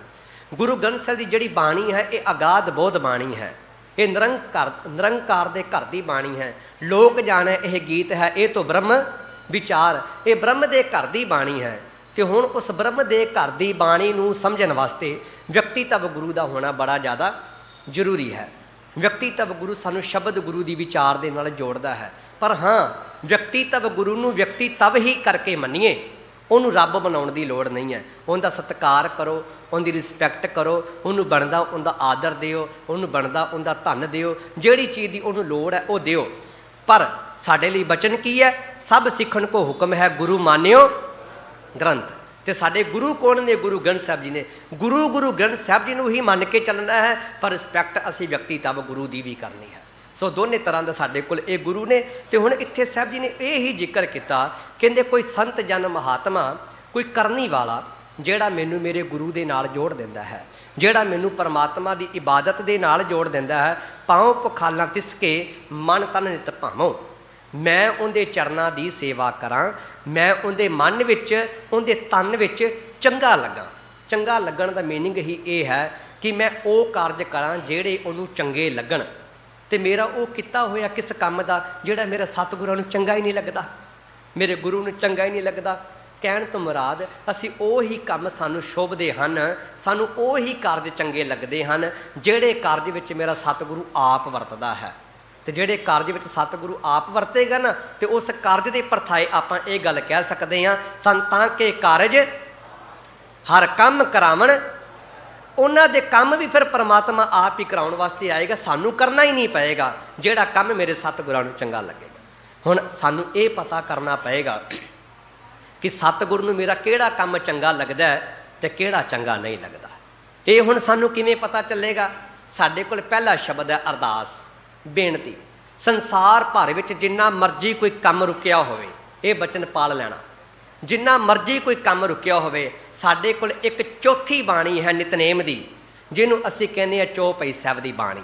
ਤੇ ਪਹਿਲੀਆਂ ਪੰਕਤੀਆਂ ਦਾ ਜ਼ਿਕਰ ਕਰਾਂ, ਹਮਰੀ ਕਰੋ ਹਾਥ ਦੇ ਰੱਛਾ ਪੂਰਨ ਹੋਏ, ਪਿਆਰ ਸਤ 5 ਤੋਂ 7 ਮਿੰਟਾਂ ਵਿੱਚ ਪੜ੍ਹੀ ਜਾਣ ਵਾਲੀ ਬਾਣੀ ਹੈ। ਪਿਆਰ ਸਤ 5-7 ਮਿੰਟ ਲਾ ਕੇ ਚੌਪਈ ਸਾਹਿਬ ਦਾ ਪਾਠ ਕਰੋ ਤੇ ਦੋਵੇਂ ਹੱਥ ਜੋੜ ਲਵੋ। ਦੋਵੇਂ ਹੱਥ ਜੋੜ ਕੇ ਕਹੋ, ਮੇਰੇ ਸਤਿਗੁਰਾ, ਮੈਂ ਇਹ ਕਾਰਜ ਕਰਨ ਜਾ ਰਿਹਾ, ਹੁਣ ਤੁਸੀਂ ਦੱਸੋ ਮੈਂ ਇਹ ਕਾਰਜ ਕਰਾਂ ਕਿ ਨਾ ਕਰਾਂ, ਤੁਸੀਂ ਆਪਣਾ ਹੁਕਮ ਦੱਸੋ। ਉਸ ਤੋਂ ਬਾਅਦ ਅਸੀਂ ਗੁਰੂ ਦਾ ਹੁਕਮ ਲੈਣਾ ਹੈ। ਜਦੋਂ ਅਸੀਂ ਗੁਰੂ ਦਾ ਹੁਕਮ ਲੈਣਾ ਤੇ ਸੱਚ ਜਾਣਨਾ, ਯਕੀਨਨ ਸੱਚ ਜਾਣਨਾ, ਜੋ ਗੁਰੂ ਨੂੰ ਭਾਏਗਾ ਉਹੀ ਹੁਕਮ ਸਾਡੇ ਸਾਹਮਣੇ ਆਏਗਾ। ਜਦੋਂ ਅਸੀਂ ਉਸ ਹੁਕਮ ਦੇ ਰਾਹ ਦੇ ਉੱਪਰ ਚੱਲਾਂਗੇ ਨਾ, ਤੇ ਯਕੀਨਨ ਸੱਚ ਕਰਕੇ ਜਾਣ ਲੈਣਾ, ਸਾਡਾ ਉਹ ਕਾਰਜ ਕਿਸੇ ਹਾਲਤ ਵਿੱਚ ਵੀ ਅਸਫਲਾ ਹੋ ਹੀ ਨਹੀਂ ਸਕਦਾ। ਜਿਹੜਾ ਹੁਕਮ ਗੁਰੂ ਦਾ ਦੱਸਿਆ ਹੋਏਗਾ, ਅਸੀਂ ਉਹ ਰਾਹ ਤੇ ਚੱਲਣਾ ਸ਼ੁਰੂ ਕਰ ਦਈਏ, ਸਾਡਾ ਉਹ ਕਾਰਜ ਆਪਣੇ ਆਪ ਹੀ ਰਾਸ ਹੋ ਜਾਏਗਾ। ਕਿਉਂਕਿ ਗੁਰੂ ਰਹਿਮਤ ਕਰਦਾ ਹੈ, ਗੁਰੂ ਬਖਸ਼ਿਸ਼ ਕਰਦਾ ਹੈ। ਗੁਰੂ ਨਾਨਕ ਸਾਹਿਬ ਜੀ ਮਹਾਰਾਜ ਕਹਿੰਦੇ ਹੈ ਨਾ, ਕੀਤਾ ਹੋਵੇ ਕਰੈ ਕਰਾਇਆ, ਤਿਸ ਕਿਆ ਕਹੀਆ ਭਾਈ, ਜੋ ਕਿਛ ਕਰਨਾ ਸੋ ਕਰ ਰਹਿਆ, ਕਿਤੇ ਕਿਆ ਚਤੁਰਾਈ। ਕਿ ਉਸ ਮਾਲਿਕ ਅੱਗੇ ਕੋਈ ਚਤੁਰਾਈ ਨਹੀਂ ਹੈ, ਕਿਉਂਕਿ ਸਾਰਾ ਹੁਕਮ ਹੀ ਉਹਦਾ ਵਰਤ ਰਿਹਾ ਹੈ, ਸਾਰਾ ਹੁਕਮ ਹੀ ਉਹਦਾ ਹੈ। ਹੁਕਮ ਪਿਆ ਪਰਵਾਨਾ ਲਿਖਿਆ, ਬੋਹੜ ਹੁਕਮ ਨਾ ਹੋਈ, ਜੈਸਾ ਲਿਖਿਆ ਤੈਸਾ ਪੜਿਆ, ਮੇਟ ਨਾ ਸਕੈ ਕੋਈ। ਤੇ ਉਹਦੇ ਹੁਕਮ ਨੂੰ ਕੋਈ ਟਾਲ ਨਹੀਂ ਸਕਦਾ। ਇਸੇ ਕਰਕੇ ਸਦਾ ਚੌਪਈ ਸਾਹਿਬ ਦਾ ਪਾਠ ਕਰਕੇ ਦੋਵੇਂ ਹੱਥ ਜੋੜ ਕੇ ਤੇ ਅਰਦਾਸ ਕਰੋ, ਮੇਰੇ ਮਾਲਕਾ ਮੈਂ ਫਲਾਣਾ ਕਾਰਜ ਕਰਦਾ, ਕਰਾਂ ਕਿ ਨਾ ਕਰਾਂ। ਜਿਹੜਾ ਗੁਰੂ ਦਾ ਹੁਕਮ ਆਇਆ ਉਹਦੇ ਅਨੁਸਾਰ ਚੱਲ ਲੈਣਾ, ਤੇ ਕਿਸੇ ਤਰ੍ਹਾਂ ਦਾ ਕੋਈ ਵਿਘਨ ਪੈ ਹੀ ਨਹੀਂ ਸਕਦਾ। ਵਿਘਨ ਬਿਨਾਸਨ ਸਭ ਦੁੱਖ ਨਾਸਨ, ਸਤਿਗੁਰੂ ਨਾਮ ਦ੍ਰਿੜਾਇਆ।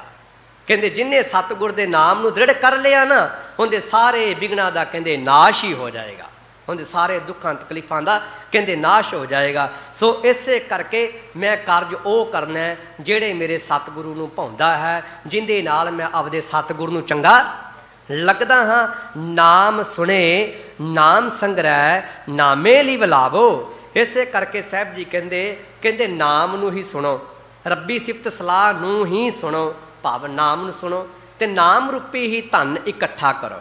ਕਿਉਂਕਿ ਜਿੱਥੇ ਸੰਸਾਰਕ ਧਨ ਦੀ ਲੋੜ ਹੈ ਨਾ, ਮੈਂ ਕਦੇ ਵੀ ਅੱਜ ਤੱਕ ਕਿਸੇ ਸਟੇਜ ਤੇ ਇਹ ਗੱਲ ਨਹੀਂ ਕਹੀ ਕਿ ਸੰਸਾਰਕ ਧਨ ਦੀ ਲੋੜ ਨਹੀਂ। ਹਰ ਇੱਕ ਬੰਦੇ ਨੂੰ ਸੰਸਾਰਕ ਧਨ ਦੀ ਲੋੜ ਹੈ। ਮੈਂ ਹਮੇਸ਼ਾ ਇੱਕੋ ਗੱਲ ਕਹਿੰਦਾ ਹੁੰਦਾ, ਗੁਰੂ ਨਾਨਕ ਸਾਹਿਬ ਜੀ ਨੇ ਬਚਨ ਪਹਿਲਾਂ ਕੀ ਕੀਤਾ? ਕਿਰਤ ਕਰੋ। ਪਹਿਲਾ ਬਚਨ ਕੀ ਹੈ ਗੁਰੂ ਨਾਨਕ ਸਾਹਿਬ ਜੀ ਦਾ? ਕਿਰਤ ਕਰੋ। ਇਸੇ ਕਰਕੇ ਸਾਨੂੰ ਜਿੱਥੇ ਨਾਮ ਧਨ ਦੀ ਲੋੜ ਹੈ, ਸੰਸਾਰਕ ਧਨ ਦੀ ਵੀ ਲੋੜ ਹੈ। ਤੁਸੀਂ ਬੱਚਿਆਂ ਨੂੰ ਜਨਮ ਦਿੱਤਾ, ਬੱਚਿਆਂ ਨੂੰ ਪੜ੍ਹਾਉਣਾ ਚਾਹੁੰਦੇ ਹੋ, ਕੱਲ੍ਹ ਨੂੰ ਬੁਢੇਪਾ ਆਉਣਾ, ਬਿਮਾਰੀ ਤੋਂ ਛੁਟਕਾਰਾ ਚਾਹੁੰਦੇ ਹੋ, ਬੱਚਿਆਂ ਦਾ ਵਿਆਹ ਕਰਨਾ ਚਾਹੁੰਦੇ ਹੋ, ਉਹਨਾਂ ਦਾ ਕਰੀਅਰ ਸੈੱਟ ਕਰਨਾ ਚਾਹੁੰਦੇ ਹੋ, ਤੇ ਗੁਰਸਿੱਖ ਦਾ ਕੰਮ ਹੱਥ ਫੈਲਾਉਣਾ ਨਹੀਂ ਹੈ। ਗੁਰਸਿੱਖ ਕਦੇ ਕਿਸੇ ਅੱਗੇ ਹੱਥ ਨਹੀਂ ਫੈਲਾਉਂਦਾ, ਬਲਕਿ ਗੁਰਸਿੱਖ ਤੇ ਕਿਰਤ ਕਰਦਾ ਹੈ ਤੇ ਵੰਡ ਕੇ ਛਕਦਾ ਹੈ। ਇਹ ਗੁਰਸਿੱਖ ਦਾ ਜੀਵਨ ਹੈ। ਇਸੇ ਕਰਕੇ ਕਿਰਤ ਕਰੋ, ਸੰਸਾਰਕ ਧਨ ਨੂੰ ਇਕੱਤਰ ਕਰੋ। ਪਰ ਸੰਸਾਰਕ ਧਨ ਕਿਹਦੇ ਲਈ ਹੋਣਾ ਚਾਹੀਦਾ? ਸੰਸਾਰ ਲਈ ਹੋਣਾ ਚਾਹੀਦਾ। ਇਸੇ ਕਰਕੇ ਕਿਉਂਕਿ ਆਹ ਜਿੰਨੀਆਂ ਇਮਾਰਤਾਂ ਬਣ ਰਹੀਆਂ ਨੇ, ਆ ਜਿਵੇਂ ਗ੍ਰੰਥੀ ਸਿੰਘ ਸਾਹਿਬਾਨ ਜੀ ਨੇ, ਸਿੰਘ ਸਾਹਿਬ ਜੀ ਨੇ ਆਪ ਨੂੰ ਬਚਨ ਵੀ ਕੀਤਾ ਹੈ ਕਿ ਗੁਰੂ ਘਰ ਦੇ ਵਿੱਚ ਉਸਾਰੀ ਦਾ ਕੰਮ ਚੱਲ ਰਿਹਾ ਹੈ, ਗੁਰੂ ਘਰ ਵਿੱਚ ਪਾਠੀ ਸਿੰਘਾਂ ਵਾਸਤੇ ਕਮਰੇ ਬਣ ਰਹੇ ਨੇ, ਉਹਦੇ ਲਈ ਸਾਨੂੰ ਦੁਨਿਆਵੀ ਧਨ ਦੀ ਲੋੜ ਹੈ। ਉੱਥੇ ਦੁਨਿਆਵੀ ਧਨ ਲੱਗੇਗਾ ਹੀ ਲੱਗੇਗਾ। ਸੋ ਦੁਨਿਆਵੀ ਧਨ ਅਸੀਂ ਕਿੱਥੋਂ ਦੇਵਾਂਗੇ? ਜਦੋਂ ਅਸੀਂ ਕਿਰਤ ਕਰਾਂਗੇ, ਵੰਡ ਕੇ ਛਕਾਂਗੇ, ਉੱਥੋਂ ਹੀ ਦੇਵਾਂਗੇ। ਤਾਂ ਕਰਕੇ ਸੰਸਾਰਿਕ ਧਨ ਸੰਸਾਰ ਤੱਕ ਹੋਣਾ ਚਾਹੀਦਾ ਹੈ। ਪਰ ਸੰਸਾਰਕ ਧਨ ਤੋਂ ਉੱਪਰ ਕਿਹੜਾ ਧਨ ਹੈ? ਨਾਮ ਰੂਪੀ ਧਨ। ਤੇ ਜੀਵਨ ਵਿੱਚ ਨਾਮ ਰੂਪੀ ਧਨ ਨੂੰ ਇਕੱਤਰ ਕਰਨਾ। ਤਾਂ ਸਾਹਿਬ ਜੀ ਕਹਿੰਦੇ ਨਾਮ ਸੁਣੇ ਨਾਮ ਸੰਗ੍ਰਹਿ, ਨਾਮੇ ਲਈ ਬੁਲਾਵੋ। ਸਾਹਿਬ ਜੀ ਕਹਿੰਦੇ ਨਾਮ ਨੂੰ ਹੀ ਸੁਣੋ, ਰੱਬੀ ਸਿਫਤ ਸਲਾਹ ਨੂੰ ਹੀ ਸੁਣੋ, ਰੱਬੀ ਸਿਫਤ ਸਲਾਹ ਦੇ ਹੀ ਧਨ ਨੂੰ ਇਕੱਤਰ ਕਰੋ, ਇਕੱਠਾ ਕਰੋ, ਤੇ ਹਮੇਸ਼ਾ ਆਪਣੀ ਸੁਰਤ ਪਰਮਾਤਮਾ ਦੇ ਨਾਮ ਦੇ ਵਿੱਚ ਹੀ ਲਾ ਕੇ ਰੱਖੋ। ਇਹ ਬਚਨ ਪਾਲ ਲਵੋ। ਨਾਮਾ ਕਹਿਤੇ ਲੋਚਨਾ, ਮੁਖ ਤੇ ਰਾਮ ਸਮਾਲ, ਹਾਥ ਪਾਉ ਕਰ ਕਾਮ ਸਭ, ਚੀਤ ਨਿਰੰਜਨ ਨਾਲ। ਕਿਰਤ ਕਰੋ, ਆਪਣੀ ਮਿਹਨਤ ਮਸ਼ੱਕਤ ਕਰੋ, ਸੰਸਾਰ ਦੇ ਵਿੱਚ ਵਿਚਰੋ, ਤੇ ਵਿਚਰਦਿਆਂ ਹੋਇਆਂ ਸਦਾ ਸੁਰਤ ਉਸ ਪਰਮਾਤਮਾ ਦੇ ਨਾਲ ਜੋੜ ਕੇ ਰੱਖੋ। ਸਦਾ ਉਸ ਅਕਾਲ ਪੁਰਖ ਪਰਮਾਤਮਾ ਦੀ ਇਬਾਦਤ ਕਰੋ, ਸਦਾ ਉਸ ਪਰਮਾਤਮਾ ਨੂੰ ਅਸੀਂ ਸਵਾਸ ਸਵਾਸ ਚੇਤੇ ਕਰੀਏ। ਤਾਂ ਕਰਕੇ ਸਾਹਿਬ ਜੀ ਕਹਿੰਦੇ ਨਾਮ ਦੇ ਨਾਲ ਲਿਵ ਲਾਵੋ। ਤੇ ਸਾਨੂੰ ਗੁਰੂ ਅਮਰਦਾਸ ਮਹਾਰਾਜ ਜੀ ਵੀ ਤੇ ਬਚਨ ਕਰਦੇ ਹਨ, ਸਾਚੀ ਲਿਵੈ ਬਿਨ ਦੇਹ ਨਿਮਾਣੀ, ਦੇਹ ਨਿਮਾਣੀ ਲਿਵੈ ਬਾਜੋ ਕਿਆ ਕਰੇ ਵਿਚਾਰੀਆ, ਤੁਝ ਬਾਜ ਸਮਰੱਥ ਕੋਹੇ ਨਾਹੀ ਕਿਰਪਾ ਕਰ ਬਨਵਾਰੀਆ, ਏਸ ਨਾਉ ਹੋਰ ਥਾਉ ਨਾਹੀ ਸ਼ਬਦ ਲਾਗ ਸਵਾਰੀਆ, ਕਹਿ ਹੈ ਨਾਨਕ ਲਿਵੈ ਬਾਜੋ ਕਿਆ ਕਰੇ ਵਿਚਾਰੀਆ। ਅਸੀਂ ਆਏ ਹੀ ਸੰਸਾਰ ਵਿੱਚ ਪਰਮਾਤਮਾ ਨਾਲ ਲਿਵ ਜੋੜਨ ਵਾਸਤੇ ਹਾਂ। ਤਾਂ ਕਰਕੇ ਅਸੀਂ ਸਦਾ ਪਰਮਾਤਮਾ ਨਾਲ ਲਿਵ ਲਾਉਣੀ ਹੈ, ਸਦਾ ਅਸੀਂ ਉਸ ਅਕਾਲ ਪੁਰਖ ਪਰਮਾਤਮਾ ਨੂੰ ਧਿਆਉਣਾ ਹੈ। ਗ੍ਰਹਿ ਧਨ ਸਭ ਪਵਿੱਤਰ ਹੋਏ, ਹਰ ਕੇ ਗੁਣ ਗਾਵੋ। ਤੇ ਜਿੱਥੇ ਪਰਮਾਤਮਾ ਦੀ ਇਬਾਦਤ ਕੀਤੀ ਜਾਂਦੀ ਹੈ, ਜਿੱਥੇ ਜਾਏ ਬਹਿ ਮੇਰਾ ਸਤਿਗੁਰੂ ਸੋ ਥਾਨ ਸੁਹਾਵਾ ਰਾਮ ਰਾਜੇ। ਜਿੱਥੇ ਪਰਮਾਤਮਾ ਦੀ ਇਬਾਦਤ ਕੀਤੀ ਜਾਂਦੀ ਹੈ, ਜਿਹੜੇ ਘਰ ਵਿੱਚ ਪਰਮਾਤਮਾ ਦੀ ਬੰਦਗੀ ਕੀਤੀ ਜਾਂਦੀ ਹੈ, ਗ੍ਰਹਿ ਧਨ ਸਭ ਪਵਿੱਤਰ ਹੋਏ। ਉਹ ਗ੍ਰਹਿ, ਉਹ ਧਨ ਕਹਿੰਦੇ ਪਵਿੱਤਰ ਹੋ ਜਾਂਦਾ ਹੈ। ਹਰ ਕੇ ਗੁਣ ਗਾਵੋ, ਜਿੱਥੇ ਪਰਮਾਤਮਾ ਦੀ ਇਬਾਦਤ ਕੀਤੀ ਜਾਂਦੀ ਹੈ। ਹਰ ਨਾਮ ਵਾਪਾਰੀ ਨਾਨਕਾ, ਵਡਭਾਗੀ ਪਾਵੋ। ਅਜਿਹਾ ਪ੍ਰਭੂ ਨਾਮ ਦਾ ਵਪਾਰੀ ਵੱਡੇ ਭਾਗਾਂ ਨਾਲ ਹੀ ਕਿਤੇ ਸਾਨੂੰ ਮਿਲਦਾ ਹੈ, ਕਿਤੇ ਵੱਡੇ ਭਾਗਾਂ ਨਾਲ ਹੀ ਸਾਨੂੰ ਪ੍ਰਾਪਤ ਹੁੰਦਾ ਹੈ। ਜਿਵੇਂ ਸਾਹਿਬ ਜੀ ਦਾ ਬਚਨ ਆਇਆ, ਸੰਸਾਰ ਵਿੱਚ ਕੋਈ ਸੋਨੇ ਦਾ ਵਪਾਰ ਕਰ ਰਿਹਾ, ਸੰਸਾਰ ਵਿੱਚ ਕੋਈ ਹੀਰੇ ਮੋਤੀਆਂ ਦਾ ਵਪਾਰ ਕਰ ਰਿਹਾ, ਸੰਸਾਰ ਵਿੱਚ ਕੋਈ ਮਿਰਚ ਮਸਾਲਿਆਂ ਦਾ ਵਪਾਰ ਕਰ ਰਿਹਾ ਹੈ, ਪਰ ਕੇਵਲ ਔਰ ਕੇਵਲ ਇੱਕ ਸੰਤ ਜਨ ਮਹਾਤਮਾ ਹੀ ਹਨ। ਕਿਨਹੀ ਵਣਜਿਆ ਕਾਂਸੀ ਤਾਂਬਾ, ਕਿਨਹੀ ਲੌਂਗ ਸਪਾਰੀ, ਸੰਤੋ ਵਣਜਿਆ ਨਾਮ ਗੋਬਿੰਦ ਕਾ ਐਸੀ ਖੇਪ ਹਮਾਰੀ। ਕੋਈ ਵਿਰਲੇ ਹਨ ਹੇ ਨਾਨਕ ਜਿਹਾ ਪ੍ਰਭੂ ਦਾ ਵਪਾਰੀ, ਜਿਹੜਾ ਪਰਮਾਤਮਾ ਦੇ ਨਾਮ ਧਨ ਦੇ ਨਾਲ ਜੁੜ ਜਾਂਦਾ ਹੈ। ਸਾਨੂੰ ਵੀ ਕਿਤੇ ਉਹ ਵਿਰਲਾ ਹੀ ਕਹਿੰਦੇ ਪ੍ਰਾਪਤ ਹੁੰਦਾ ਹੈ। ਇੰਨੇ ਆਸਾਨ ਤਰੀਕੇ ਨਾਲ ਨਹੀਂ ਮਿਲਦਾ, ਕਰਨੀ ਵਾਲਾ ਲੱਭਣਾ ਹੋਵੇ ਤੇ ਬੜਾ ਮੁਸ਼ਕਿਲ ਪੈਂਦਾ ਹੈ। ਤੇ ਅੱਗੇ ਸਾਹਿਬ ਜੀ ਕਹਿੰਦੇ ਪੌੜੀ, ਜੋ ਅੱਜ ਦੇ ਇਹ ਪਾਵਨ ਸ਼ਬਦ ਦਾ ਮੂਲ ਸਿਧਾਂਤ, ਪਹਿਲੇ ਸ਼ਲੋਕ ਸੀ ਦੋ, ਹੁਣ ਅੱਗੇ ਸਾਹਿਬ ਜੀ ਨੇ ਪੌੜੀ ਉਚਾਰਨ ਕੀਤੀ। ਪੌੜੀ, ਜੋ ਤੁਧ ਭਾਵੈ ਸੋ ਭਲਾ, ਸੱਚ ਤੇਰਾ ਭਾਣਾ। ਹੇ ਮੇਰੇ ਮਾਲਕਾ, ਮੈਂ ਤੇ ਮੂਰਖ ਪ੍ਰਾਨੀ ਹਾਂ, ਮੈਂ ਤੇ ਬੜੀਆਂ ਛਾਲਾਂ ਮਾਰਦਾ। ਸਾਹਿਬ ਜੀ ਕਹਿੰਦੇ ਨਾ, ਸਭਨੀ ਛਾਲਾਂ ਮਾਰੀਆਂ ਕਰਤਾ ਕਰੇ ਸੋ ਹੋਏ। ਮੈਂ ਤੇ ਮੂਰਖ ਪ੍ਰਾਨੀ ਹਾਂ। ਇਹ ਜੋਧੜੀ ਹੈ, ਇਹ ਬੇਨਤੀ ਹੈ। ਜਿਵੇਂ ਆਪਾਂ ਬਚਨ ਪੜ੍ਹਿਆ ਸੀ ਨਾ ਆਰੰਭਤਾ ਵਿੱਚ, ਹਮ ਅਵਗੁਣ ਭਰੇ ਏਕ ਗੁਣ ਨਾਹੀਂ। ਅਸੀਂ ਤੇ ਔਗੁਣਾਂ ਦੇ ਭਰੇ ਹੋਏ ਹਾਂ, ਸਾਡੇ ਵਿੱਚ ਤੇ ਕੋਈ ਗੁਣ ਹੀ ਨਹੀਂ ਹੈ। ਮੇਰੇ ਮਾਲਕਾ, ਮੇਰੀ ਤੇ ਆਦਤ ਹੈ, ਮੇਰਾ ਤੇ ਸੁਭਾਅ ਹੈ ਸ਼ਲਾਂਘਾ ਲਾਉਣ ਦੀ, ਪਲੰਘਾਂ ਪੱਟਣ ਦੀ ਮੇਰਾ ਆਦਤ ਹੈ। ਮੈਂ ਹਮੇਸ਼ਾ ਚਾਹੁੰਦਾ ਇਹ ਵੀ ਮੈਨੂੰ ਮਿਲ ਜਾਏ, ਇਹ ਵੀ ਮੈਨੂੰ ਮਿਲ ਜਾਏ, ਬਸ ਸੰਸਾਰ ਵਿੱਚ ਮੇਰਾ ਹੀ ਨਾਮ ਨਾ ਹੋਵੇ, ਮੇਰੀ ਜੈ ਜੈਕਾਰ ਹੋਵੇ, ਲੋਕ ਮੈਨੂੰ ਹੀ ਯਾਦ ਕਰਨ, ਇਹ ਤਾਂ ਮੈਂ ਹਮੇਸ਼ਾ ਹੀ ਚਾਹੁੰਦਾ ਹਾਂ। ਪਰ ਮੇਰੇ ਮਾਲਕ ਜੀ ਮੈਨੂੰ ਇੰਨੀ ਕੁ ਕਿਰਪਾ ਕਰ ਦਿਓ, ਜੋ ਤੁਧ ਭਾਵੈ ਸੋ ਭਲਾ ਸੱਚ ਤੇਰਾ ਪਾਣਾ।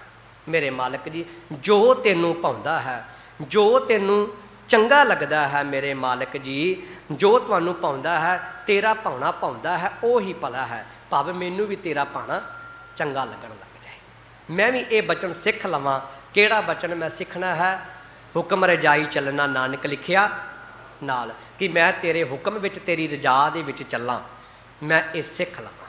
ਹੇ ਮੇਰੇ ਮਾਲਕਾ ਜੋ ਤੈਨੂੰ ਭਾਉਂਦਾ ਹੈ ਉਹ ਹੀ ਭਲਾ ਹੈ। ਤੂੰ ਸਭ ਮੈਂ ਏਕ ਵਰਤਦਾ ਸਭ ਮਾਹੇ ਸਮਾਣਾ, ਤੇ ਸਾਰਿਆਂ ਵਿੱਚ ਇੱਕੋ ਹੀ ਵਰਤਦਾ। ਬਚਨ ਯਾਦ ਕਰ ਲਵੋ, ਸਭ ਮੈਂ ਜੋਤ ਜੋਤ ਹੈ, ਸੋਏ ਤਿਸ ਦਾ ਚਾਨਣ, ਸਭ ਮੈਂ ਚਾਨਣ ਹੋਏ। ਸਾਰਿਆਂ ਵਿੱਚ ਇੱਕੋ ਹੀ ਵਰਤਦਾ ਹੈ।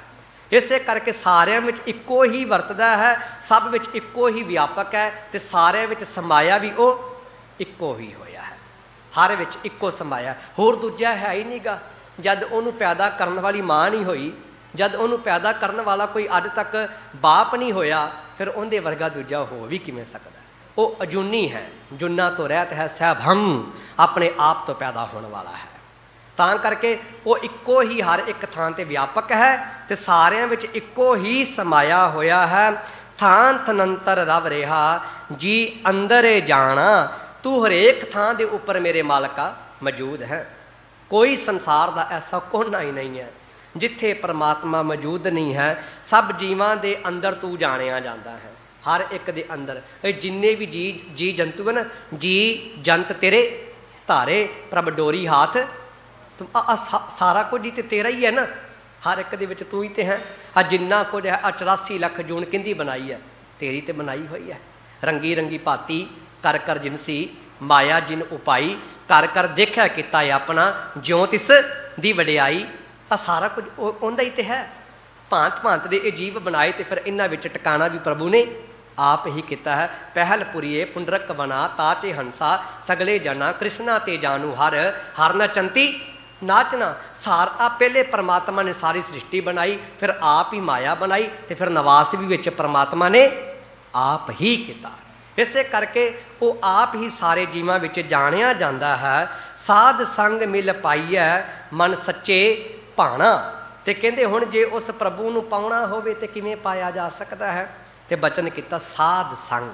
ਆ ਜਿੱਥੇ ਬੈਠੀ ਹੈ ਨਾ ਮੇਰੇ ਮਾਧੋ ਜੀ, ਸਤ ਸੰਗਤ ਮਿਲੇ ਸੋ ਇੱਕ ਉੱਤਮ ਪੰਥ ਸੁਣਿਓ, ਗੁਰ ਸੰਗਤ ਤੇ ਮਿਲੰਤ ਜਮ ਤਰਾਸ। ਆ ਸਾਧ ਸੰਗਤ ਵਿੱਚ ਜੇ ਰੱਬ ਪਾਉਣਾ ਤੇ ਕਿੱਥੇ ਮਿਲਣਾ? ਸਾਧ ਸੰਗਤ। ਆਪਦੇ ਆਪ ਨੂੰ ਵਡਭਾਗੀ ਜਾਣਾ। ਸਤਿਗੁਰਾਂ ਦੇ ਪਾਵਨ ਅਸਥਾਨ 'ਤੇ ਸੀਸ ਗੰਜ ਸਾਹਿਬ ਆਪਾਂ ਬੈਠੇ ਹਾਜ਼ਰੀਆਂ ਭਰ ਰਹੇ ਹਾਂ। ਇਹ ਬੜੀ ਵੱਡੀ ਗੱਲ ਹੈ। ਅਸੀਂ ਸਾਧ ਸੰਗਤ ਦੇ ਵਿੱਚ ਬੈਠੇ ਹਾਂ, ਕਿਉਂਕਿ ਜਦੋਂ ਸਾਹਿਬ ਜੀ ਦਾ ਬਚਨ ਆ ਜਾਂਦਾ ਹੈ ਨਾ, ਮਨ ਨੂੰ ਇੱਕ ਵਾਰੀ ਤੇ ਜ਼ਰੂਰ ਹਲਾਉਣਾ ਮਿਲਦਾ ਹੈ। ਬਿਨ ਭਾਗਾ ਸਤ ਸੰਗ ਨਾ ਲੱਭੈ, ਬਿਨ ਸੰਗਤ ਮੈਲ। ਆ ਵਡਭਾਗੀ ਤੇ ਹਾਂ ਜਿਹੜਾ ਸਤ ਸੰਗਤ ਵਿੱਚ ਆ ਕੇ ਬੈਠੇ ਆ, ਨਹੀਂ ਤੇ ਬਿਨਾਂ ਭਾਗਾਂ ਤੋਂ ਅੱਜ ਤੱਕ ਕਦੇ ਕਿਸੇ ਨੂੰ ਸਤ ਸੰਗਤ ਨਹੀਂ ਮਿਲੀ। ਇਹ ਬੜੇ ਵਡਭਾਗੀ ਹਾਂ। ਆ ਪਤਾ ਨਹੀਂ ਕਿਹੜਾ ਕੋਈ ਪੁਰਬਲਾ ਕਰਮ ਕੀਤਾ ਹੋਣਾ, ਪਤਾ ਨਹੀਂ ਕਿਹੜਾ ਕੋਈ ਸਾਡਾ ਚੰਗਾ ਕਰਮ ਜਾਗਿਆ ਹੋਣਾ, ਜਿਹੜਾ ਆਪਾਂ ਸਤ ਸੰਗਤ ਕਰ ਰਹੇ ਹਾਂ। ਬੋਲੋ ਸਤਨਾਮ ਸ਼੍ਰੀ। ਆਪਾਂ ਵਡਭਾਗੀ ਹਾਂ। ਸੋ ਇਸੇ ਕਰਕੇ ਸਾਹਿਬ ਜੀ ਕਹਿੰਦੇ ਸਾਧ ਸੰਗ ਮਿਲ ਪਾਈ ਹੈ ਮਨ ਸੱਚੇ ਭਾਣਾ। ਕਹਿੰਦੇ ਹੇ ਭਲਿਆ ਮਨੁੱਖਾ, ਸਦਾ ਥਿਰ ਰਹਿਣ ਵਾਲੇ ਪਰਮਾਤਮਾ ਨੂੰ ਜੇ ਪਾਉਣਾ ਚਾਹੁੰਦਾ ਹੈ, ਪਹਿਲੇ ਤਾਂ ਸਾਧ ਸੰਗਤ ਵਿੱਚ ਆ ਜਾ, ਫਿਰ ਉਹਦੇ ਭਾਣੇ ਨੂੰ ਆਪਣੇ ਮਨ ਵਿੱਚ ਵਸਾ ਲੈ। ਉਹਦਾ ਭਾਣਾ ਸਤ ਸੰਗਤ ਵਿੱਚ ਮਿਲ ਕੇ ਤੇ ਵਸਾਲ ਹੈ, ਕਿਉਂਕਿ ਸਤ ਸੰਗਤ ਤੋਂ ਬਿਨਾਂ ਹੋਰ ਉਹ ਕਿਤੇ ਨਹੀਂ ਲੱਭਣਾ। ਸੋ ਸਥਾਨ ਬਤਾਵੋ ਮੀਤਾ, ਜਾਤੇ ਪਾਈਐ ਹਰ ਹਰ ਨੀਤਾ। ਹੇ ਭਲਿਆ, ਕੋਈ ਮੈਨੂੰ ਇੱਦਾਂ ਦਾ ਥਾਂ ਦੱਸ ਜਿੱਥੇ ਜਾ ਕੇ ਉਹ ਪਰਮਾਤਮਾ ਨੂੰ ਪਾਇਆ ਜਾ ਸਕੇ। ਤੇ ਸਾਹਿਬ ਜੀ ਕਹਿੰਦੇ ਸਤ ਸੰਗਤ ਵਿੱਚ ਆ ਜਾ, ਇੱਥੇ ਆ ਜਾ। ਸਤ ਸੰਗਤ ਤੋਂ ਬਿਨਾਂ ਹੋਰ ਤੈਨੂੰ ਕੋਈ ਕਹਿੰਦੇ ਥਾਂ ਟਿਕਾਣਾ ਲੱਭਣਾ ਹੀ ਨਹੀਂ। ਇੱਥੇ ਆ ਕੇ ਕੇਵਲ ਔਰ ਕੇਵਲ ਪਰਮਾਤਮਾ ਪਾਇਆ ਜਾਂਦਾ ਹੈ। ਨਾਨਕ ਪ੍ਰਭ ਸਰਨਾਗਤੀ ਸਦ ਸਦ ਕੁਰਬਾਣਾ। ਸਤਿਗੁਰ ਜੀ ਆਖਦੇ ਉਸ ਪ੍ਰਭੂ ਦੀ ਸ਼ਰਨ ਆਇਆਂ ਤੇ ਜਿਹੜੇ ਉਸ ਪ੍ਰਭੂ ਦੀ ਸ਼ਰਨ ਦੇ ਵਿੱਚ ਆ ਜਾਂਦੇ ਹਨ, ਜਿਨ੍ਹਾਂ ਨੂੰ ਉਸ ਪ੍ਰਭੂ ਦੀ ਸ਼ਰਨ ਮਿਲ ਜਾਂਦੀ ਹੈ, ਮੈਂ ਉਹਨਾਂ ਪਿਆਰਿਆਂ ਤੋਂ ਸਦਾ ਕੁਰਬਾਨ ਜਾਂਦਾ ਹਾਂ। ਉਹਨਾਂ ਪਿਆਰਿਆਂ ਤੋਂ ਮੈਂ ਸਦਾ ਬਲਿਹਾਰੇ ਜਾਣਾ ਹਾਂ ਜਿਹੜੇ ਉਸ ਪਰਮਾਤਮਾ ਦੀ ਇਬਾਦਤ ਦੇ ਨਾਲ ਜੁੜ ਜਾਂਦੇ ਹਨ। ਸਦਾ ਆਪਾਂ ਪਰਮਾਤਮਾ ਦੀ ਇਬਾਦਤ ਦੇ ਨਾਲ ਜੁੜ ਜਾਈਏ। ਇਸ ਮਾਨਸ ਦੇਹੀ ਦੇ ਵਿੱਚ ਆਏ ਹਾਂ, ਜੋ ਸਾਡਾ ਅਸਲੀ ਕਾਰਜ ਹੈ ਅਸੀਂ ਇਸ ਮਾਨਸ ਦੇਹੀ ਨੂੰ ਸਫਲ ਕਰੀਏ, ਸਦਾ ਪਰਮਾਤਮਾ ਦੀ ਇਬਾਦਤ ਕਰੀਏ। ਸਾਡਾ ਸਭ ਦਾ ਗਾਵਿਆ ਸੁਣਿਆ ਥਾਏ ਪੈ ਜਾਵੇ, ਅਰਦਾਸ ਕਰਿਆ ਕਰੀਏ ਮੇਰੇ ਮਾਲਕਾ, ਅਸੀਂ ਅਪਰਾਧੀ ਹਾਂ, ਹਮ ਅਪਰਾਧੀ ਸਦ ਭੂਲ ਤੇ ਤੁਮ ਬਖਸ਼ਣ ਹਾਰੇ। ਤੂੰ ਬਖਸ਼ਣ ਹਾਰਾ ਮੇਰੇ ਮਾਲਕਾ, ਸਾਨੂੰ ਵੀ ਨਾਮ ਦੀ ਦਾਤ ਦੇ ਦੇ ਮੇਰੇ ਮਾਲਕਾ, ਸਾਡੀ ਵੀ ਝੋਲੀ ਵਿੱਚ ਆਪਣੀ ਪ੍ਰੇਮ ਬੰਦਗੀ ਪਾ ਦੇ, ਅਸੀਂ ਤੇਰਾ ਨਾਮ ਜਪ ਕੇ ਤੇ ਪ੍ਰਵਾਨ ਹੋ ਜਾਈਏ। ਸਾਰੀਆਂ ਸੰਗਤਾਂ ਦਾ ਕੁਟਾਨ ਕੁਟਾਨ ਧੰਨਵਾਦ, ਜਿਨ੍ਹਾਂ ਨੇ ਬੜੇ ਪਿਆਰ ਸਹਿਤ ਗੁਰਮਤਿ ਵਿਚਾਰਾਂ ਨੂੰ ਸਰਵਣ ਕਰਨਾ ਕੀਤਾ ਹੈ। ਦਿੱਲੀ ਗੁਰਦੁਆਰਾ ਪ੍ਰਬੰਧਕ ਕਮੇਟੀ ਦੇ ਮੀਤ ਪ੍ਰਧਾਨ ਸਰਦਾਰ ਹਰਵਿੰਦਰ ਸਿੰਘ ਜੀ KP, ਜੋ ਸੀਨੀਅਰ ਮੀਤ ਪ੍ਰਧਾਨ ਹਨ, ਜਿਨ੍ਹਾਂ ਨੇ ਆਪ ਸੰਗਤਾਂ ਦਾ ਪਿਆਰ ਬਖਸ਼ਿਆ ਹੈ। ਗੁਰਦੁਆਰਾ ਸੀਸਗੰਜ ਸਾਹਿਬ ਦੇ ਚੇਅਰਮੈਨ ਸਰਦਾਰ ਅਮਰਜੀਤ ਸਿੰਘ ਜੀ, ਜੋ ਇਲਾਕਾ ਚੇਅਰਮੈਨ ਵੀ ਹਨ। ਗੁਰੂ ਘਰ ਦੇ ਹੈੱਡ ਗ੍ਰੰਥੀ ਸਾਹਿਬਾਨ, ਨਾਨਕ ਪਿਆਓ ਸਾਹਿਬ ਦੇ ਹੈੱਡ ਗ੍ਰੰਥੀ ਗਿਆਨੀ ਬਲਦੇਵ ਸਿੰਘ ਜੀ, ਸਾਰੀਆਂ ਹੀ ਸੰਗਤਾਂ ਦਾ ਤਹਿ ਦਿਲੋਂ ਧੰਨਵਾਦ। ਧਰਮ ਪ੍ਰਚਾਰਕ ਕਮੇਟੀ ਦੇ ਭਾਈ ਜਸਪ੍ਰੀਤ ਸਿੰਘ ਜੀ ਕਰਮਸਰ, ਜਿਨ੍ਹਾਂ ਨੇ ਆਪ ਸੰਗਤਾਂ ਦੇ ਦਰਸ਼ਨ ਕਰਵਾਏ ਨੇ। ਸਭ ਤੋਂ ਵਿਸ਼ੇਸ਼ ਕੁਟਾਨ ਕੁਟਾਨ ਧੰਨਵਾਦ ਧੰਨ ਧੰਨ ਸ਼੍ਰੀ ਗੁਰੂ ਗ੍ਰੰਥ ਸਾਹਿਬ ਜੀ ਮਹਾਰਾਜ ਜੀ ਦਾ, ਜਿਨ੍ਹਾਂ ਦੀ ਹਜ਼ੂਰੀ ਵਿੱਚ ਬੈਠ ਕੇ ਗੁਰਮਤਿ ਵਿਚਾਰਾਂ ਦੀ ਸਾਂਝ ਪਾਈ ਹੈ। ਦਾਸ ਦੀਆਂ ਭੁੱਲਾਂ ਚੁੱਕਾਂ ਦਾਸ ਦੀ ਝੋਲੀ ਵਿੱਚ ਪਾ ਦਿਓ। ਜਿਹੜੀ ਗੱਲ ਆਪ ਜੀ ਨੂੰ ਗੁਰਮਤਿ ਦੇ ਆਸ਼ੇ ਅਨੁਸਾਰ ਲੱਗੇ, ਉਸ ਨੂੰ ਆਪਣੀ ਝੋਲੀ ਦੇ ਵਿੱਚ ਪਾ ਲੈਣਾ ਜੀ। ਲੋਕ ਸੁਖੀਏ ਪਰਲੋਕ ਸੁਹੇਲੇ, ਨਾਨਕ ਹਰਿ ਪ੍ਰਭ ਆਪੇ ਮੇਲੇ। ਵਾਹਿਗੁਰੂ ਜੀ ਕਾ ਖਾਲਸਾ, ਵਾਹਿਗੁਰੂ ਜੀ ਕੀ ਫਤਿਹ।